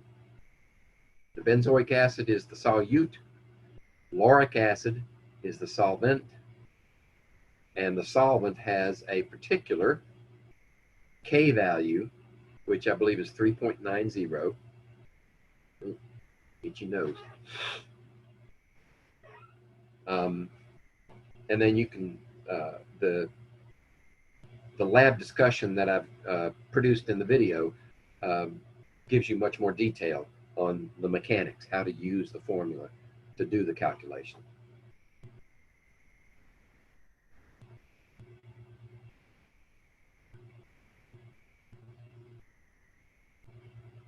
At the freezing point of a pure liquid, a dynamic equilibrium is established between molecules in the liquid phase and molecules in the solid phase. Some molecules at the surface of the solid have enough energy to leave the surface and enter the liquid phase. Some molecules in the liquid phase collide with the surface. At equilibrium, the number of molecules leaving the surface is balanced by the number of liquid molecules that return to the solid phase. Okay, this is the pure solvent, right? And at the freezing point, you have set up an equilibrium between the solid phase and the liquid phase. And this is true of any solid-liquid interaction.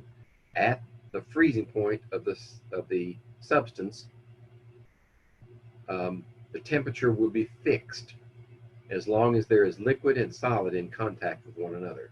You have that equilibrium going on, and the temperature will be fixed until you either have all solid. If you're trying to decrease the temperature, you're removing heat, or you're adding heat, then as long as you have solid in contact with liquid, the temperature will remain constant until you've used up all your solid, broken all those bonds, then produced liquid. Then at that point, the temperature can continue to rise. But as long as there is solid and liquid in contact, the freezing point, that temperature is fixed, and it will not move until you use up all of one of the other phases.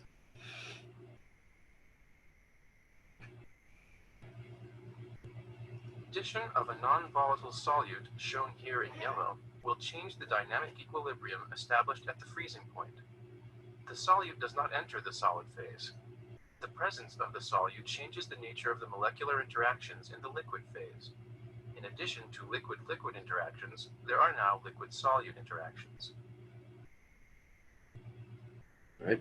So now that you have the interactions with the solute and solvent molecules in the liquid phase, the solute molecules do not enter the solid phase. Only the solvent molecules will enter the liquid phase. So the competition now is between the solute solvent that has a strong enough interaction to impede the movement of liquid molecules into the solid phase. And in order to accomplish that, we have to continue to decrease the temperature further to get those solvent molecules into the solid phase while being opposed. That movement is being opposed by the solute molecules. So as a consequence, we have a freezing point depression. We have to make it colder.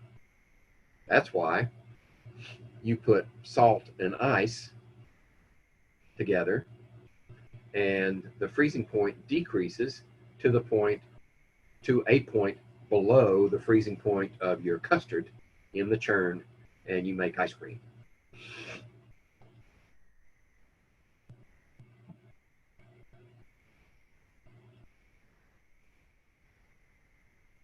The new liquid-solute interactions change the nature of the liquid phase. The solution will stop freezing as the temperature drops. The solution freezes at a new, lower temperature. A new dynamic equilibrium is established at the new freezing point. All right, I think I repeated that one. Let's move on to the next. So, our phase diagram from chapter 10 is presented here for, in this case, water and a solution with water as the solvent. Actually, that's a little, that's really not water. Pure water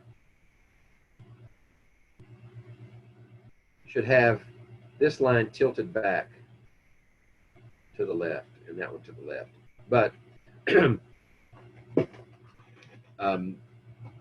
the point of this graph is to show what happens to the phase diagram when we add a solute. Pure water is here in the red. So there's your triple point.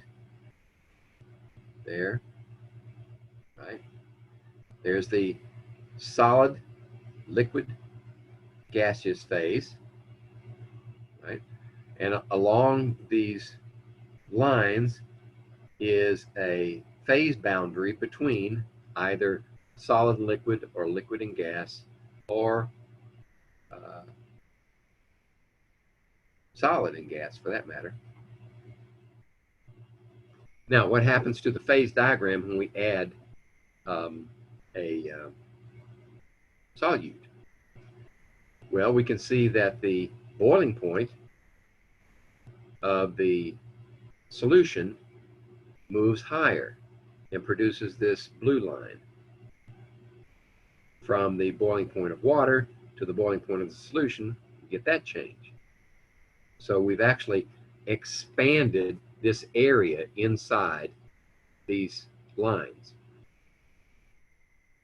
Right? We've added this much area.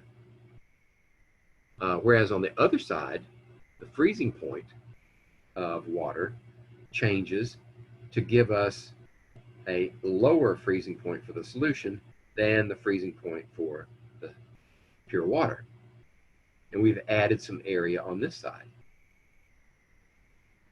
So in terms of graph area, the solution covers more area in this phase. In the liquid phase, we've expanded the area for the liquid phase and decreased the area for the solid and for the gaseous phase.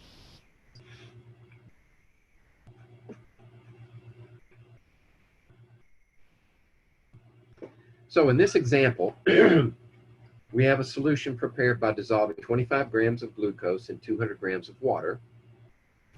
The molar mass of glucose is 180.16 grams per mole. Why do we need to know that? Well, if we're going to talk about a colligative property, we have to talk in terms of moles.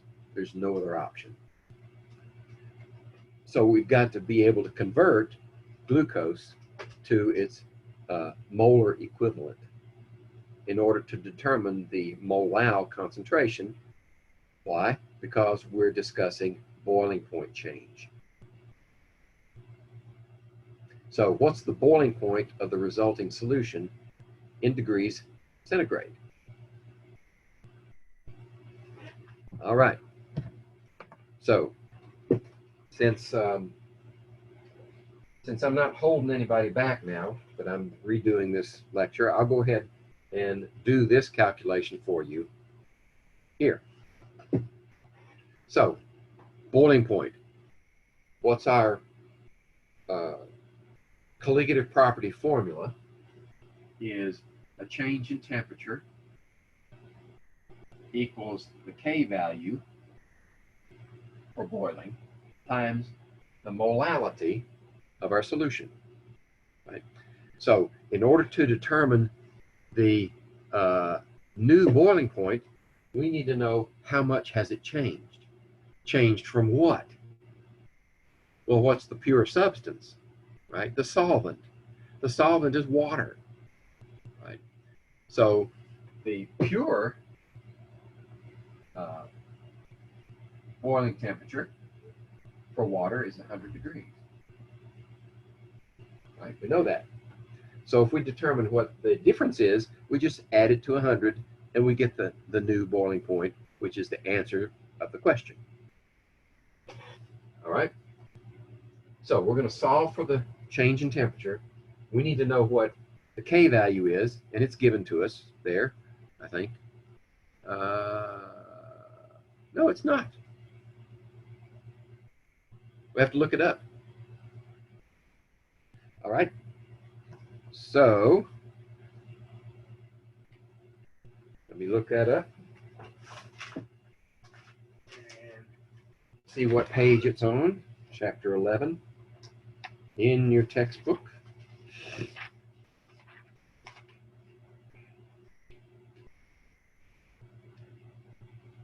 And here we are.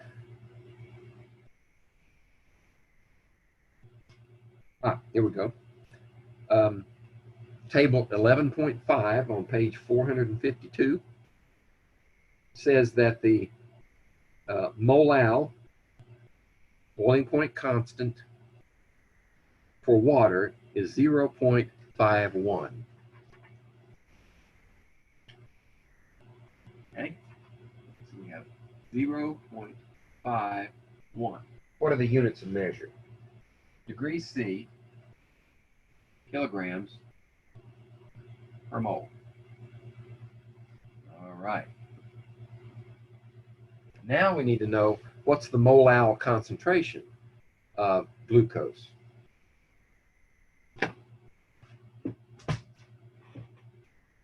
Well, we know that the mass of glucose is 25 grams. And the molar mass is 180.16. Right? So if we're going from 25 grams, and we need to know how many moles, that means you've got to cancel grams and leave moles. So that means 180.16 goes on the bottom.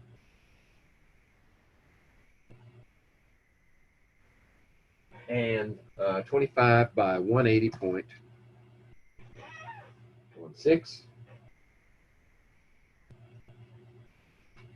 is 0.1388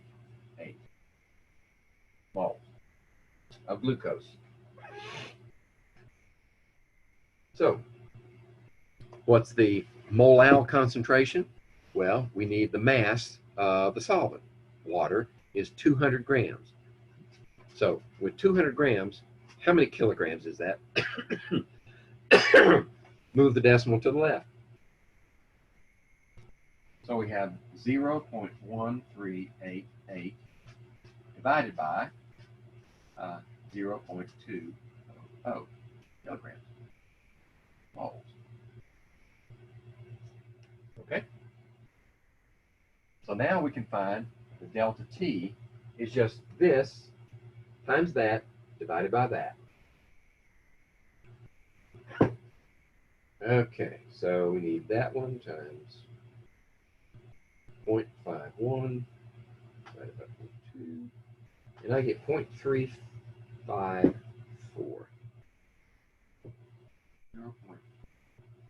0.354 degrees C. That's the change.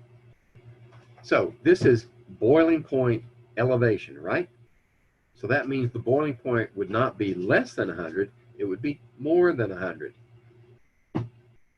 So the new boiling point of the solution is 100.35 degrees C.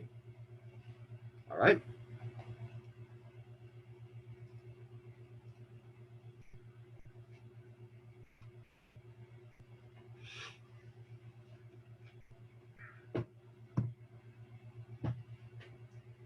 Okay.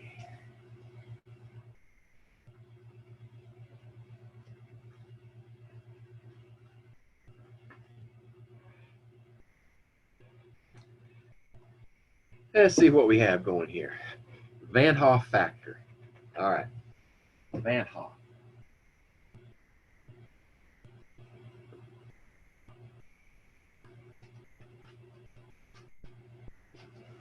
What is the Van Hoff factor? The Van Hoff factor is a fudge factor, a correction factor for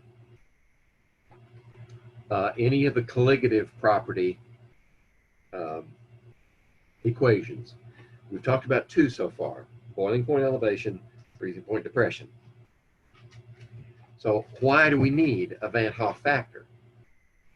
Because when you dissolve your solute in the solvent, sometimes they break up, right? And if M is moles per kilogram, what happens to your concentration if the moles that are in solution are not the same moles you put in, right? If you put in 1 mole of sodium chloride, what do you get in solution? You get 2 moles of ions, right? It doesn't matter what the ions are. Colligative properties only cares how many of them there are. So if you have 1 mole of this, then you have 2 moles of ions, 1 sodium, 1 chloride. Right?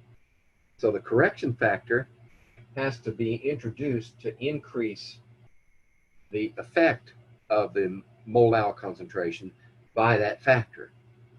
Right? So in that case, we would have a change in delta T equals K. Let's use freezing point this time, so we need absolute. Freezing point times the molal concentration, actually, times our I factor, right? And the I factor in this case would be 2. So that would be equal to 2 Kf molal.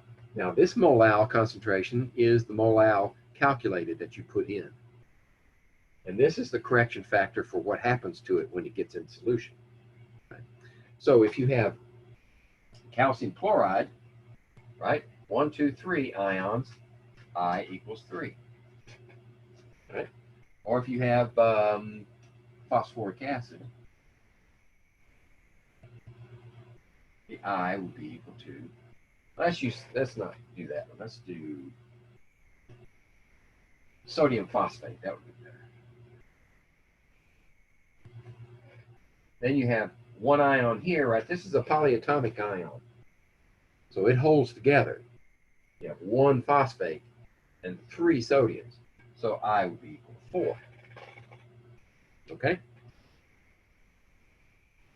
Now, what could mess with this? This is the ideal situation. What could mess with that? Well, suppose we've got sodium chloride in our solution. It's very dilute. In other words, once the sodium and the chlorine are pulled apart in solution, they rarely encounter one another. Right? So there's no interaction. Then 2 would be the value. But what if the concentration increased, steadily increased, and as it gets to a certain point, you have significant interaction between sodium and chloride ions in that solution to the point that they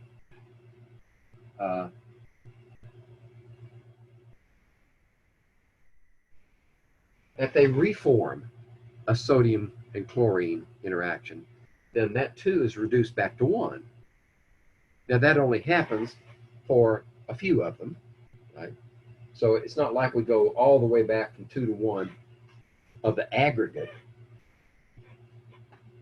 but a few of them interact.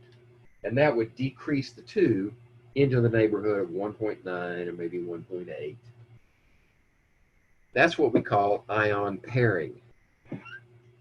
So at that higher concentration, ion pairing becomes significant and reduces the Van Hoff factor into reality, which would be, in this case, less than 2.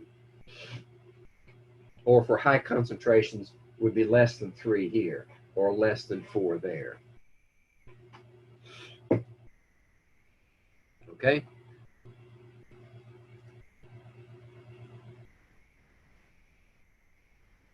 Ion pairing tends to happen in more concentrated solutions,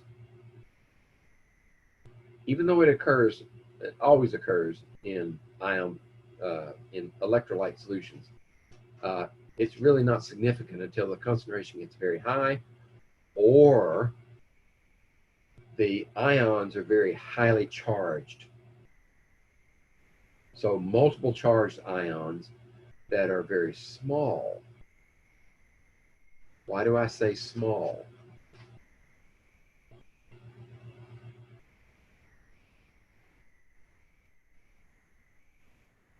When I say the ion is small, I'm introducing an increase in intensity factor. So let's say the ion is this big, and it has a 3- charge.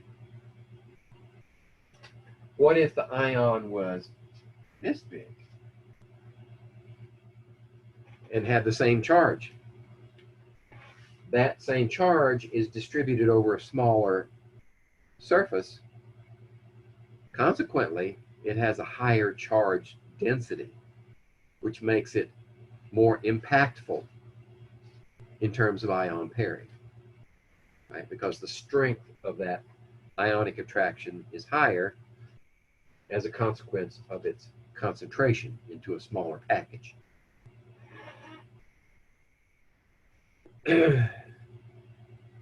So this is our modified equation. It's good for either boiling point elevation or freezing point depression, right? You just substitute in here whatever the K happens to be.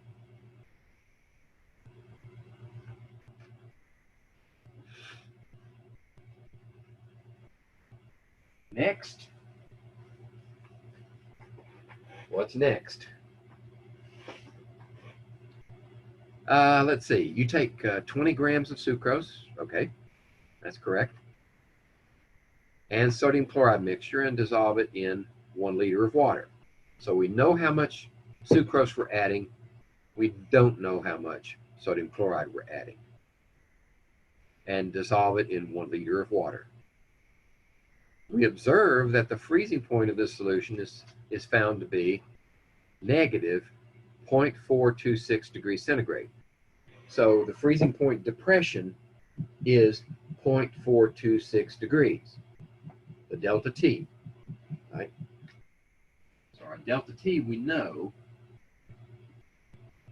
is 0.426 degrees C. Okay? So the question is, what's the mass percent composition of the original mixture? Mass percent. Okay, so mass percent would be, what's the mass percent of sucrose? That's easy to calculate. Well, actually, it's not easy to calculate because we don't know how much sodium chloride was added. Right? We know we have 1 liter or 1 kilogram of water. We know we have 20 grams of sucrose, but we don't know how much sodium chloride was added, so we can't even calculate mass percent yet. We've got to find out how much sodium chloride was added. And we also want to know the mole fraction of sucrose in the original mixture. Okay. I hope I have this on another slide. Those are the things we know. Those are given.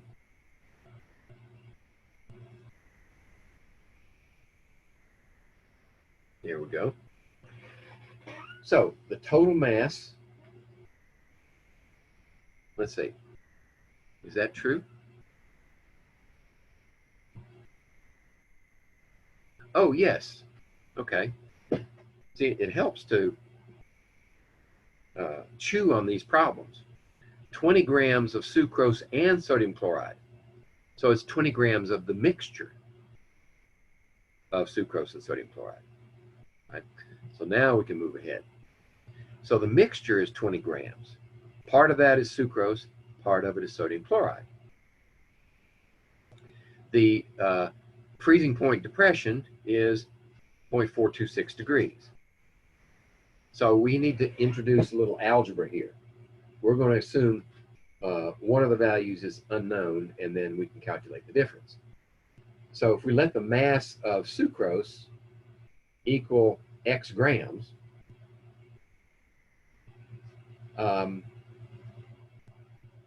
then the mass of the sodium chloride is 20 minus X. Okay, so those are our two values for masses, and we can determine that the concentration, let's see, the number of moles then of sucrose here is the mass of sucrose divided by its molar mass, right? And the mass of sodium chloride is its mass divided by its molar mass, okay? So the molality of the solution is the total number of moles per kilogram. And we were given that in the beginning, that the mass of the water was 1 liter, which is 1 kilogram. Right? So this expression is the molality of the solution. There you have the moles of sucrose and the moles of sodium chloride there. So that's our expression for molality. Now, if we know that sodium chloride is going to be dissociated and sucrose is not, then we know that the Van Hoff factor has to be introduced for sodium chloride. So Kf is the molal freezing point depression constant for water, which is given here as 1.86. Right? And the delta T is 0.426 degrees.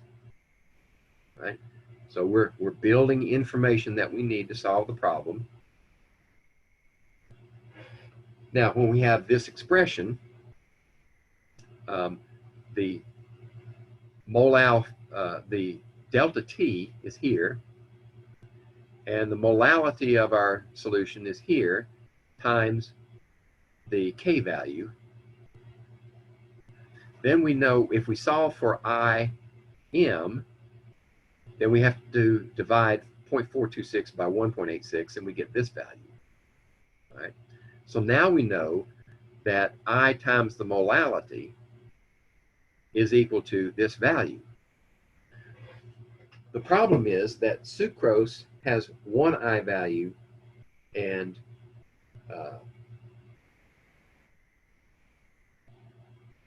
sodium chloride has a different I value. So you're going to have to take my word on this one. If we separate them out, IM for one, IM for the other, and add them together, they will be equal to the calculation from this K value divided by the delta T. All right, so now we have an equation in one unknown. We can solve it. And it turns out that X is 14.55 grams of sucrose. Why? Because X was initially determined to be the mass, right, from our first page. X is the mass. Right? So X is the mass of sucrose, and we've determined X to be this value, which means 20 minus X is sodium chloride. So now we have the mass percent that we can calculate as 72.8% for sucrose, 27.3% for sodium chloride. They also want to know the mole fraction. Right? So we need to take that information and go further. The mole fraction of sucrose is the moles of sucrose divided by the total moles, right? So the moles of sucrose plus the moles of sodium chloride, and that's the mole fraction of sucrose is 0.31. Let's see, did they ask us for the mole fraction of sodium chloride? No, they didn't. If they did, we just subtract 0.31 from 1, and we find the mole fraction of sodium chloride. Okay, I know that was a lot, but the point is you have to break these problems down into manageable pieces. And there are certain keys to that problem. One, recognizing that the Van 't Hoff equation has to be used because sodium chloride dissociates. And then we have to make an assumption. We have to actually assign a mass for each one and leave that as the unknown in our calculation. Then there was one other little trick in there where we had to separate the freezing point depression equation into two equations, one for sucrose and one for sodium chloride. And that was not given in the lecture and may not even be given in the text. But you can separate those and add them together. Okay.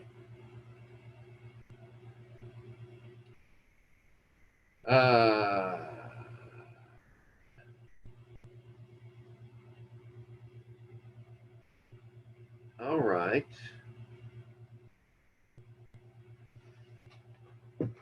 This problem is giving you a plant cell with a concentration of 0.25 molal, and you immerse it in aqueous solution with a freezing point of 0.246. Will the cell explode, shrivel, or do nothing? That's not a good question, because it seems to me we're talking about osmotic pressure here rather than boiling point, freezing point. So let me move to the next slide and see if I'm correct in that assumption.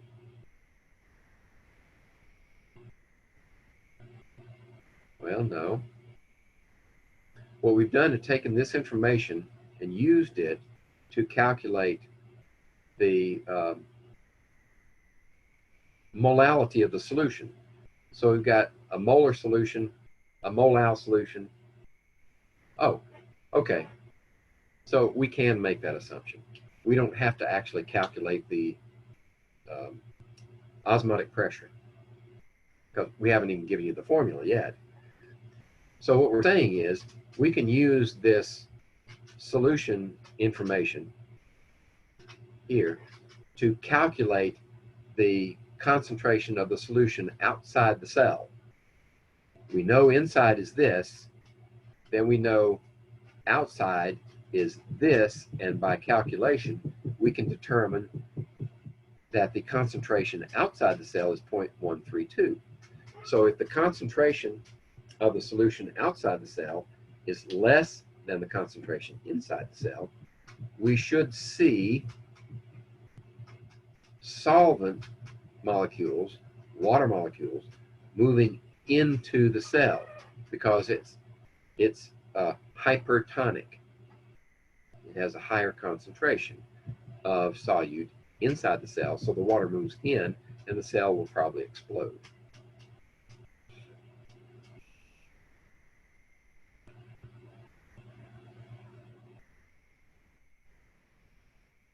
Did I go backwards? Oh, no.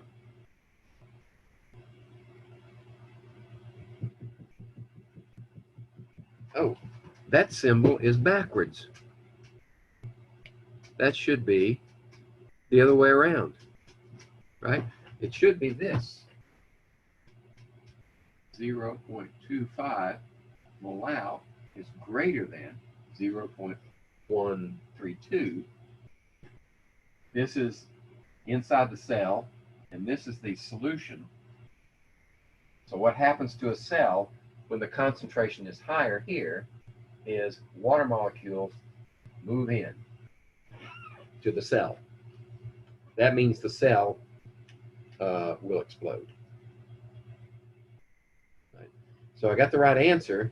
I just gave you the wrong figure here. So I've got to change that for subsequent classes. Let's see, I better make myself a note. I don't even know which slide this is. Let me just write this down, 2.5. To change that to that. Okay.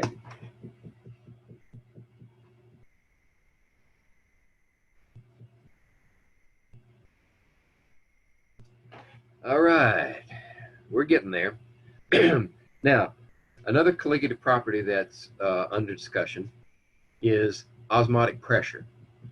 Right?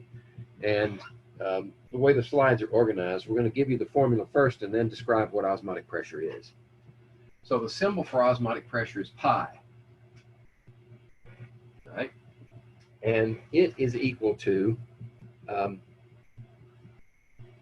molarity times the gas constant times the temperature. And the temperature is in Kelvin. Why? Because the gas constant has Kelvin in it. And that gas constant is the one with, I think that's the one with atmospheres. Yeah, 0.08206. And we're using, instead of molality, now we're using molarity. Now, why can we use molarity?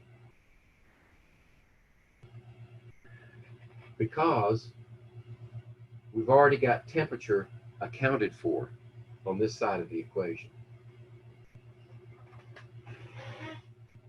Right? So whether this concentration changes is compensated for by temperature in here. I was tempted to say that temperature doesn't have effect, does not have an effect on osmotic pressure. And that may be true. Let's proceed and see. So first of all, let's describe what osmotic pressure means.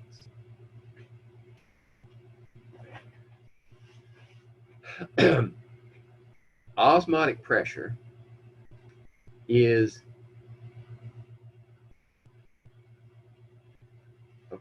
osmotic pressure is the balancing force per unit area that develops between two solutions of different concentrations in contact across a semi-permeable membrane. Right? So that's what we have here. We have a solution of higher concentration, and outside the membrane is the pure solvent. So the only difference is we have a solute in here. And that solute cannot migrate across the membrane. That would defeat the whole purpose. So what happens?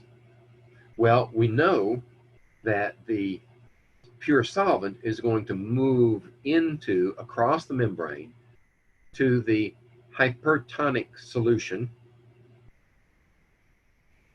trying to balance concentration. Now, we'll talk about that theoretically in just a minute. Why does it do that? And what happens is it builds up a pressure inside that vessel, gradually increasing the level above the level of the solution of the pure solvent outside, right? So it's gradually filling up, and it reaches a point where the mass of the solution inside the container is bearing down on the membrane to such an extent that now the movement of water into and out of across that membrane is balanced by that pressure. That is the osmotic pressure within the container with the solution. Okay? That's osmotic pressure. When two solutions with the same solvent are separated by a semi-permeable membrane, solvent molecules migrate through the membrane from the solution of low concentration to the solution of high concentration. A concentrated glucose solution is added to an inverted funnel with a semi-permeable membrane, and the funnel is placed in a beaker of pure water. Water flows from the beaker into the funnel. The upward flow of solvent stops when the pressure of the solution above the membrane equals the osmotic pressure, pi. Okay? So that's a shorter version of what I was trying to explain. This is another way of putting the two solutions together. Initially, they're at the same level, right here, equal level. Here's your semi-permeable membrane. There's the pure solvent. There's the solution. And the solvent is going to move across the membrane. Why? Well, let's explain that now. So here's your membrane, and there are your solvent molecules on both sides. 1, 2, 3, 1, 2, 3, 4. 1, 2, 3. On this side, we have the solution. On this side, we have the solvent. And we have some solute molecules on this side. Okay? So remember what happened before. When you introduce these solvent molecules, what you're doing, you have solvent molecules moving back and forth across the membrane. If we had pure solvent on both sides, there would be no need to move back and forth. But there would be anyway, right? We know that at the microscopic level, they're moving back and forth across that membrane. But now that we've introduced these solute molecules in there, they are interacting with the solvent molecules and reducing the movement of these solvent molecules in that direction. Right? So now these tend to move at the same rate as before, but now these are slower. You don't get as much movement this direction. So these guys are moving that way. That's why the solvent molecules move across the semi-permeable membrane from their high concentration of solvent to low concentration of solvent. Okay?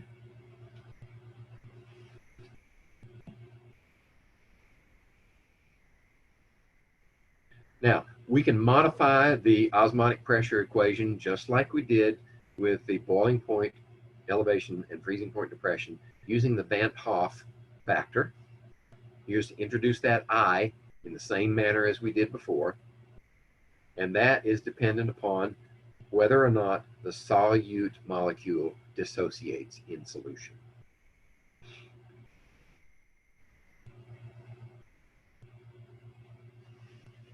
Okay, I'm going to throw a big one at you right away. Right? So let's see what we've got. 33.4 milligrams of a compound. So the mass of the compound is 33.4 milligrams. Right? You might as well change that to grams, right? If we're going to talk about molar mass, we've got to have grams. So how do you change milligrams to grams? Well, a milligram is 1,000th of a gram. So if we just tack on 1,000th,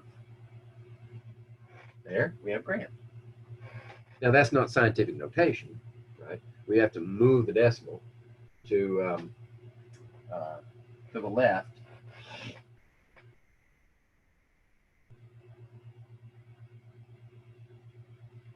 There we go. Now we have a mass in grams. We're going to dissolve this compound in 10 milliliters of water. So the volume is 10 milliliters, which is how many liters, right? Because the concentration has to be in molarity. So we need liters. So 10 milliliters, 1 milliliter is 1,000th of a liter. So 10 milliliters would be 100th of a liter. There we go. 3 places to the left. Our temperature is 25 degrees C, which we would add 273 to equal 298 K. Right? We know we need K for temperature. And we know the osmotic pressure is 558 torr. Whoops. I. 558 torr. Now, one thing we didn't tell you before, but is buried in the universal gas constant, is what are the units of pressure? The units of pressure are atmospheres. So this has to be converted to atmospheres. Right? 558 divided by 760 is 0.7342. Atmospheres. There we go. Now, that's everything that we're given. The question is, what's the molar mass? Well, when you calculate molar mass, and I always abbreviate it molecular weight, you need mass in moles, right? So it's mass per mole.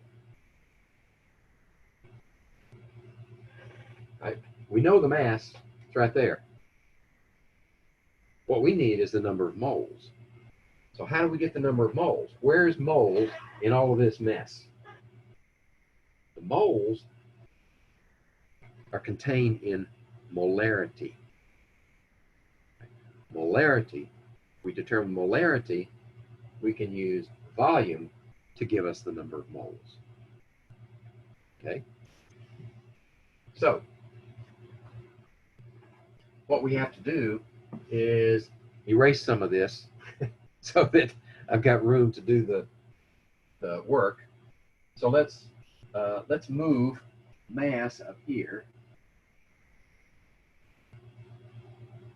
equals 3.34 times 10 to the minus 2 grams. So now we can remove that one.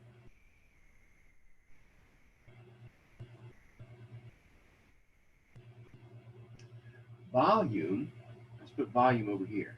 Volume equals 0.01 liters. Okay.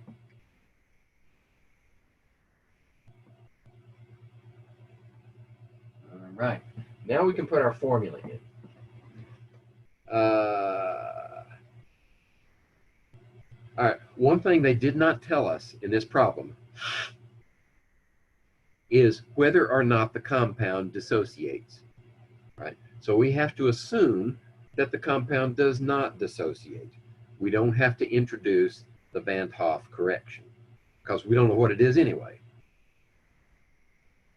Okay, so osmotic pressure is equal to molarity times the gas constant times temperature So molarity is unknown. The osmotic pressure is 0.7432 atmospheres. Right, get rid of that.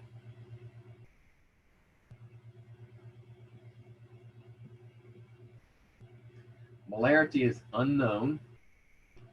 The gas constant is 0.08206 liter atmospheres per mole A. And temperature is 298. Okay. So now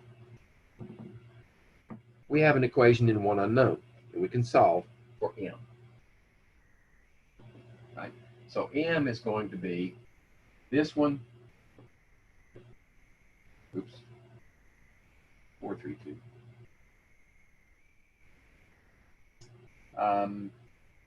Divided by this one, and that will cancel, that cancels, that cancels, that cancels. Moles per liter. So we got the right units.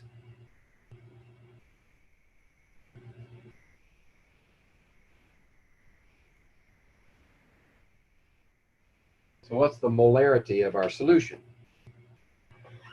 Let's do some calculation. 0.7432, 0.08206, and 298. So the molarity is 3.039 times 10 to the minus 2 moles per liter.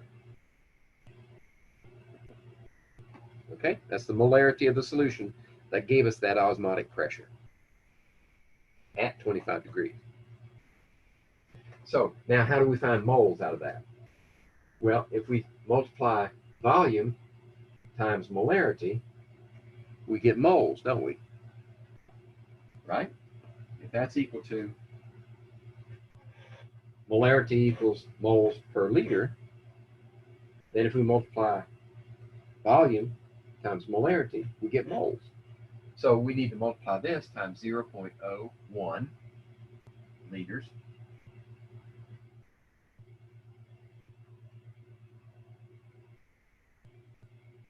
And we get 3.039 times 10 to the minus 4 moles. Now, molar mass is equal to mass divided by moles. 3.34 times 10 to the minus 2 grams per 3.039 times 10 to the minus 4 moles. 3.34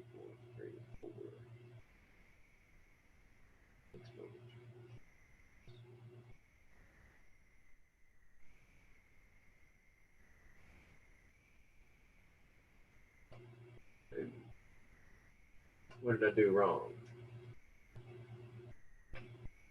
I did something wrong. Let me calculate again.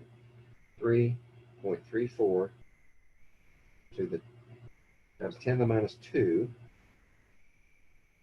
and then 3.039 10 to the minus 4. There we go. I get rounded off 110 grams per mole. Okay? That's how it's done.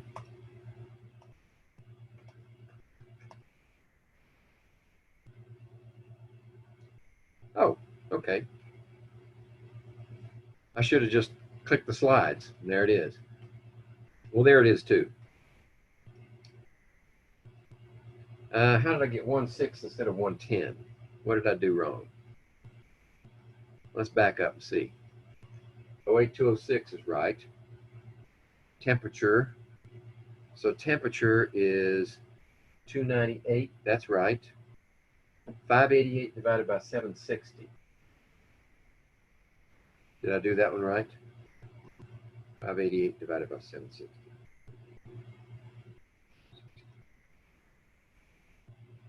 Oh, I did that wrong.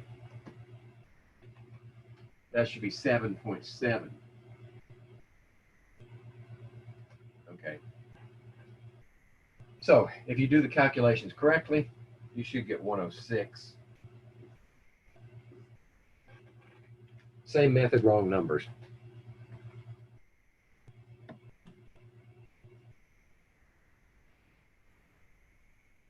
Okay, now for we're going to wrap it up here.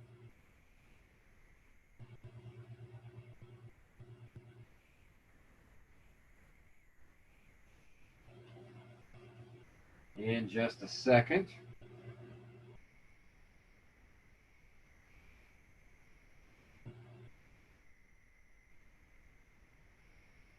And here, here, here. Here we go. All right. So I want to look at one other thing here. Satisfy myself.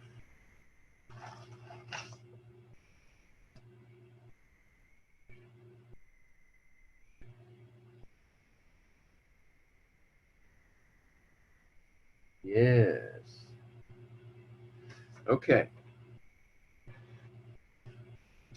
Now, remember in the beginning, I defined a solution as a homogeneous mixture. Technically, that's true, but there is one imitator of a homogeneous mixture. It's called a colloid. A colloid is not a solution. It's a suspension, but it's a suspension of such tiny particles in the suspending medium that those particles tend to stay suspended and do not settle out. That's why it's easy to mistake a colloid for a solution. Examples of colloids. Well, you can have Jello. Right? Jello is not a solution, it's a colloid. The gelatin particles, which are proteins, are suspended in the liquid. And initially they're suspended in the liquid, and then when you let it cool, they solidify. And now you have a colloid that's reasonably stable. Other colloids, smog. Smog is a colloid. The solid particles in smog are suspended in the air, but they can be seen. And that leads me to the next topic, or the next item on this slide, the Tyndall effect. What is the Tyndall effect?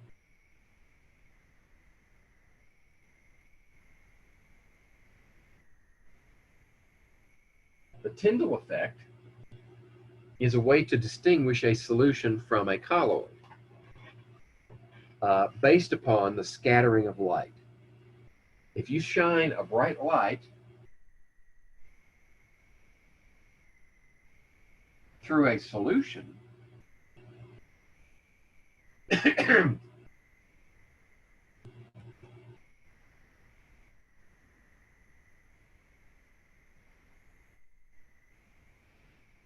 you shine a bright light through a solution,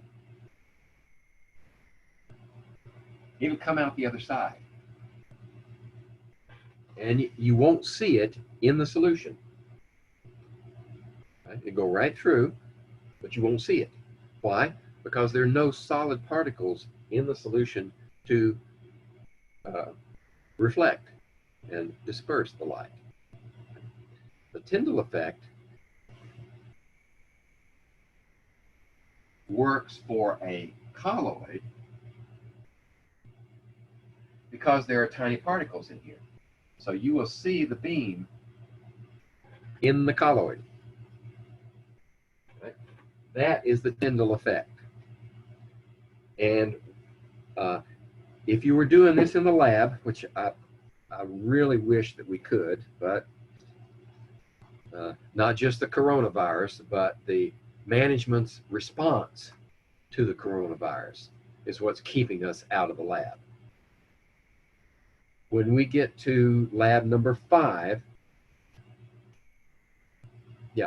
when we're making a complex ion and we're titrating using silver nitrate, we form silver chloride in the process, which is insoluble, right? Look it up in your chart.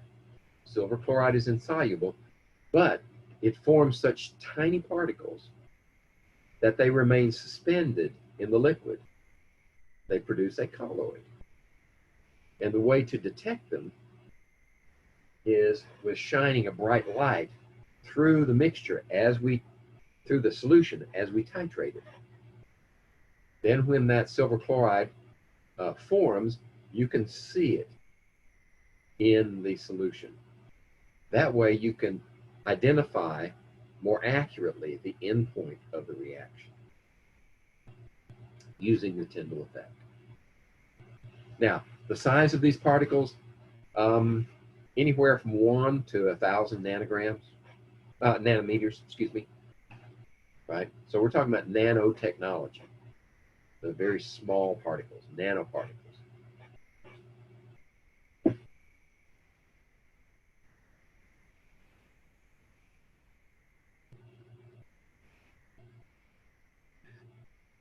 These are different types of colloids. A fog is the liquid or the tiny, tiny water droplets suspended in the gas. And the name of that colloid is an aerosol. Similarly, if you have a solid suspended in the dispersing gas, like smoke or smog, or even airborne bacteria, they're small enough, then you also have an aerosol. If you suspend a gas in a liquid, you have a foam, just a foam. If you suspend a liquid in a liquid, you have an emulsion, like homogenized milk or mayonnaise is there. Either one is an emulsion of a liquid in a liquid. Milk is interesting. How is milk homogenized? Why do we homogenize, right? If you've never had access to fresh milk, you won't understand that as you let the milk settle or set, the fat, the milk fat, will rise to the top. And in fact, when we churn milk to make butter, we accelerate that process of coalescing the fat globules into large enough particles that they will cake together. How do you stop that from happening? Well, you make the particle size of the fats small enough so that you form an emulsion and they stay suspended, right? Because you set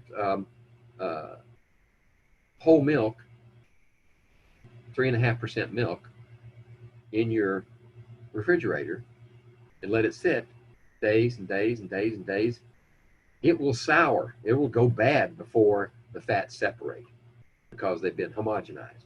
Well, how do they homogenize? The simplest way is to take the milk and drive it at high pressure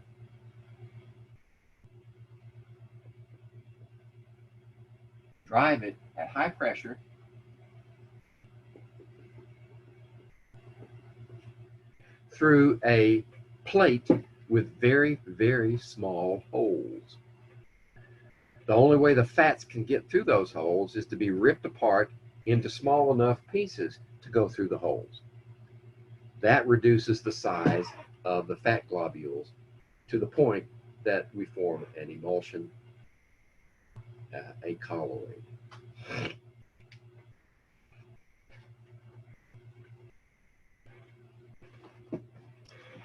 Solids in liquids. Gelatin I've described before, right? Jello. Clays can be suspended in water if they're small enough particles. And paints are also solids suspended in liquids. Those are called sols. I assume that's based upon the origin of the dispersed substance. Starts out as a solid. Now it's suspended in liquid. We call it a sol. Marshmallows, styrofoam are gases suspended in solids. Right? So the solid foam is what that is called, rather than just a gas and a liquid, which is a foam, like shaving cream.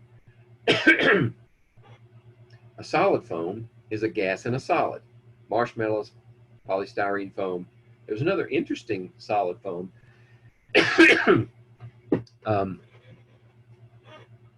that I've seen demonstrated, and it's rather interesting. It's cut into a cube, and it's very lightweight.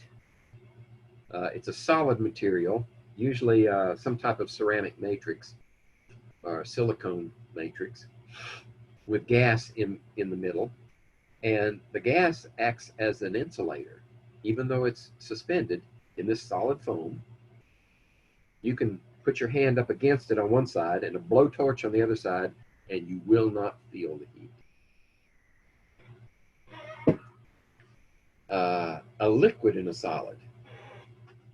So a liquid in a solid forms a solid emulsion. Cheese is an example. Butter's an example of a liquid in a solid. Okay, I'll go for that. And you can also have solids in solids. Ruby glass, which is a solid sol, versus butter cheese, which is a solid emulsion. And ruby glass, which is a solid in a solid. The place where ruby glass made a name for itself was in the very first operational laser, the ruby laser. We don't have time to describe it now, but ruby glass was essential for producing the first laser. That's a solid sol.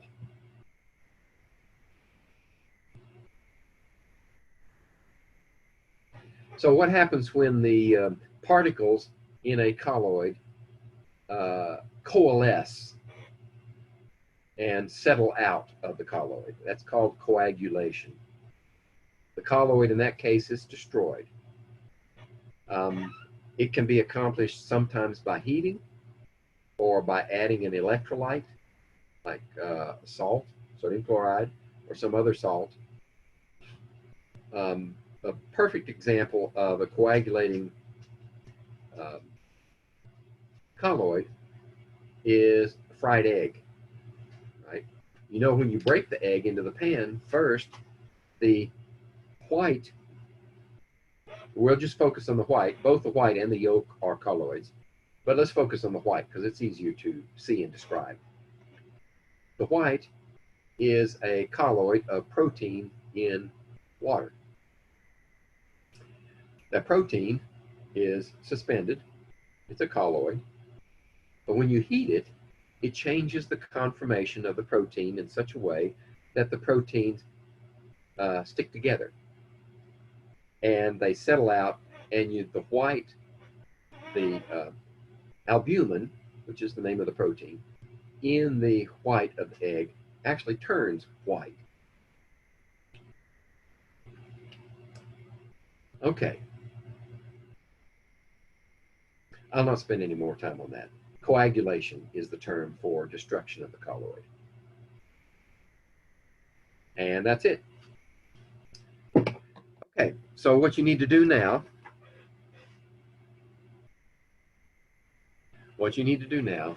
is be sure that you read the chapters, that you do the homework problems, right? So because they're graded, and then focus on the review document.